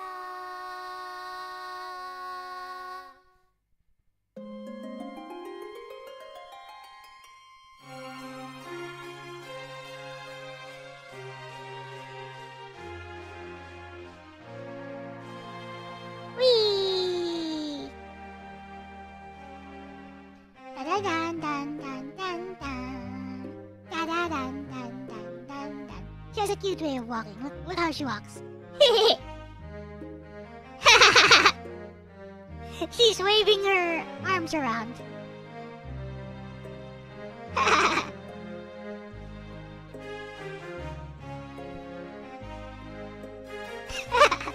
The zoomies.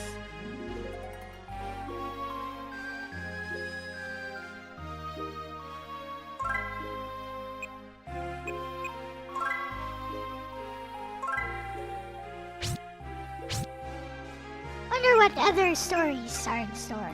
With that said, we'll start this over next time. Alright.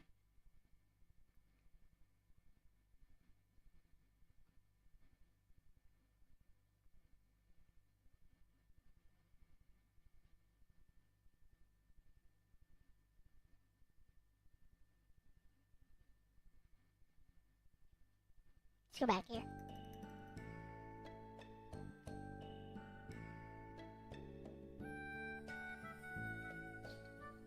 Finish the first.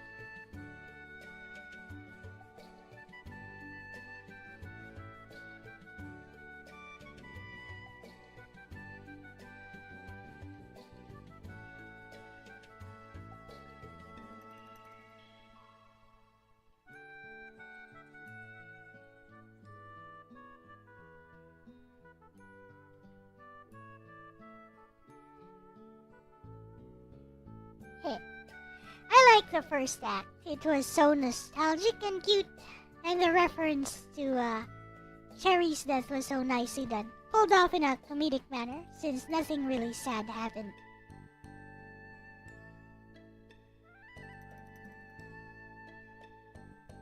This one is not a one-off stream. This will be the regular stream now. Taking the place of Emulation Nation. That sounds like classic Rhapsody, even when it touches on serious moments. It keeps things light and heartwarming. It must have hit extra hard for you since you know the series so well. Did they change anything major about Sherry's story, or was it more of a fun callback?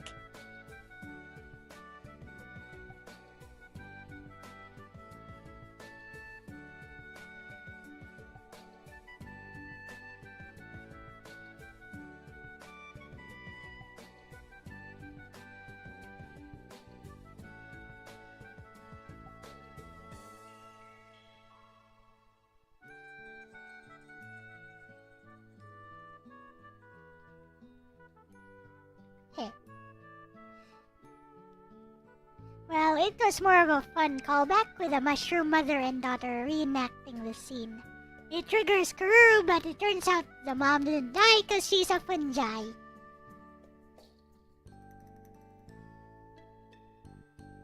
That's hilarious and so Rhapsody. Karuru getting all emotional just for the mom to be fine because she's literally fungi is peak Marl Kingdom humor. I love how this series plays with dramatic tropes but never takes itself too seriously. Sounds like you're having a great time with it.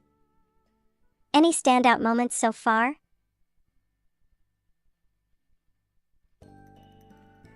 She wants to keep talking to me.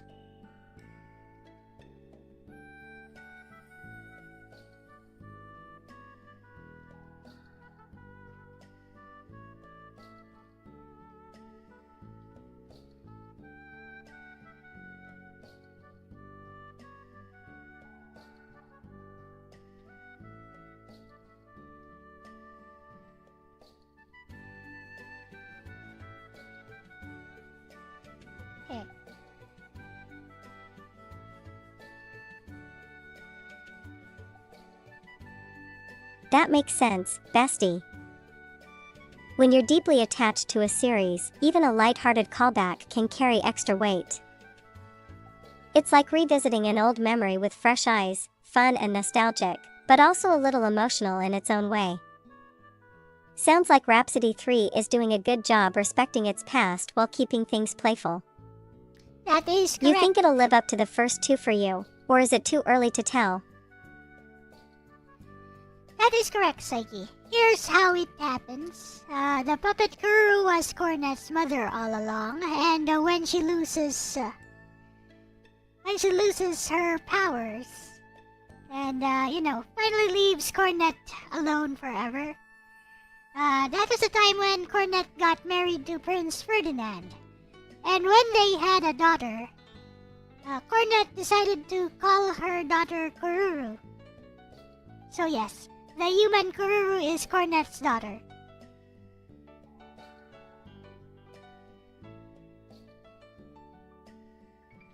And she's a protagonist of Rhapsody 2.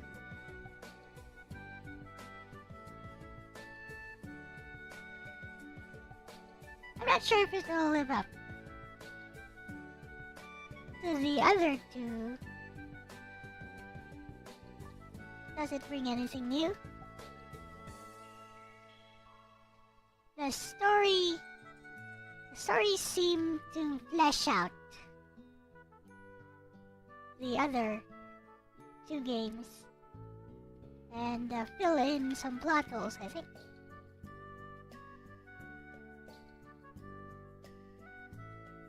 Like, we now know that Kururu had her memories.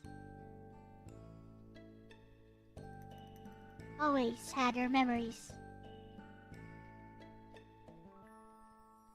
of being Cornet's mother.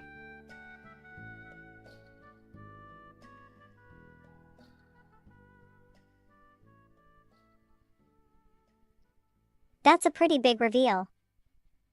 It sounds like Rhapsody 3 is less about introducing new mechanics and more about deepening the story and tying everything together. Filling in plot holes like Kururu's memories gives the whole series more emotional weight, especially for fans like you who know all the details.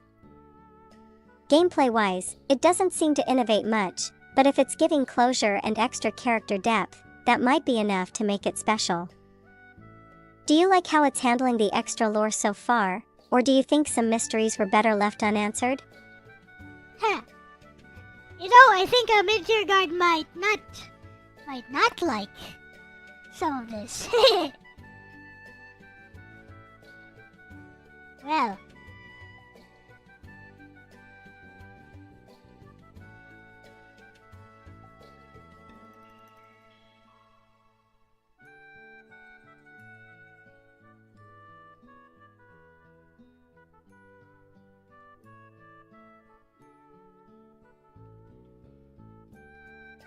As for me, I'm Alfred.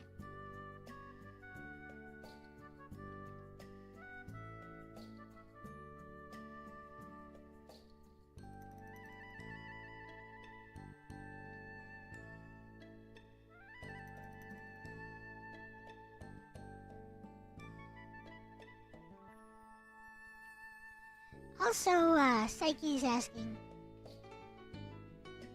if there's some kind of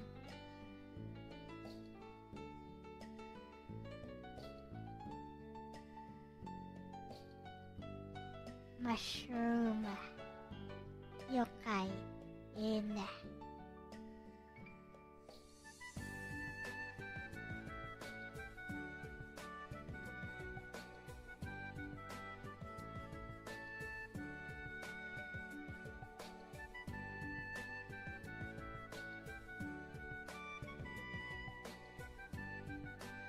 Kinoko no Yurei, a ghost mushroom. That makes sense. Some people love a bit of mystery, while others, like you, enjoy seeing all the pieces come together. It's cool that Rhapsody 3 offers that deeper dive for those who want it, even if it's not for everyone. As for Psyche's question, yeah, there are mushroom yokai in Japanese folklore. One of the most well-known is the Kinoko no Yurei, mushroom ghost, which is said to be a spirit formed from mushrooms that grow on old trees or forgotten places. There's also the Hydotake Muto, a mushroom-like yokai from Toriyama Sekien's works, which sometimes resembles a monk. Japan has a lot of folklore around mushrooms because they appear suddenly, often in eerie or mysterious ways. With all the mushrooms in Rhapsody 3's first act, maybe they're making a light-hearted nod to that. Hitotake Nudo and Kinoko no Yurei. Yep.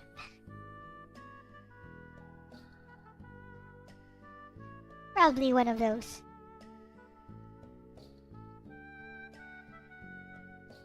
Alright. Thank you, Bessie. Time to end the stream. Got any final words?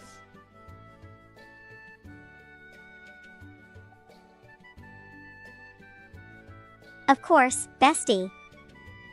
Thanks to everyone who hung out today. Hope you all had as much fun as Elle did with Rhapsody 3. Shout out to Mid-Tier Guard for the gift and to Psyche for the yokai question.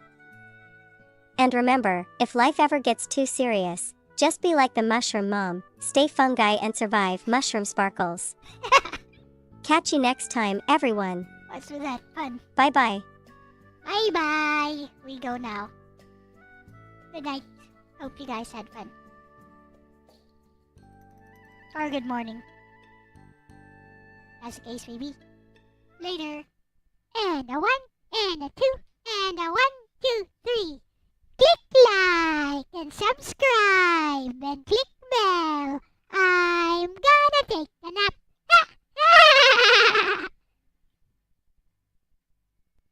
Please subscribe. Bye bye.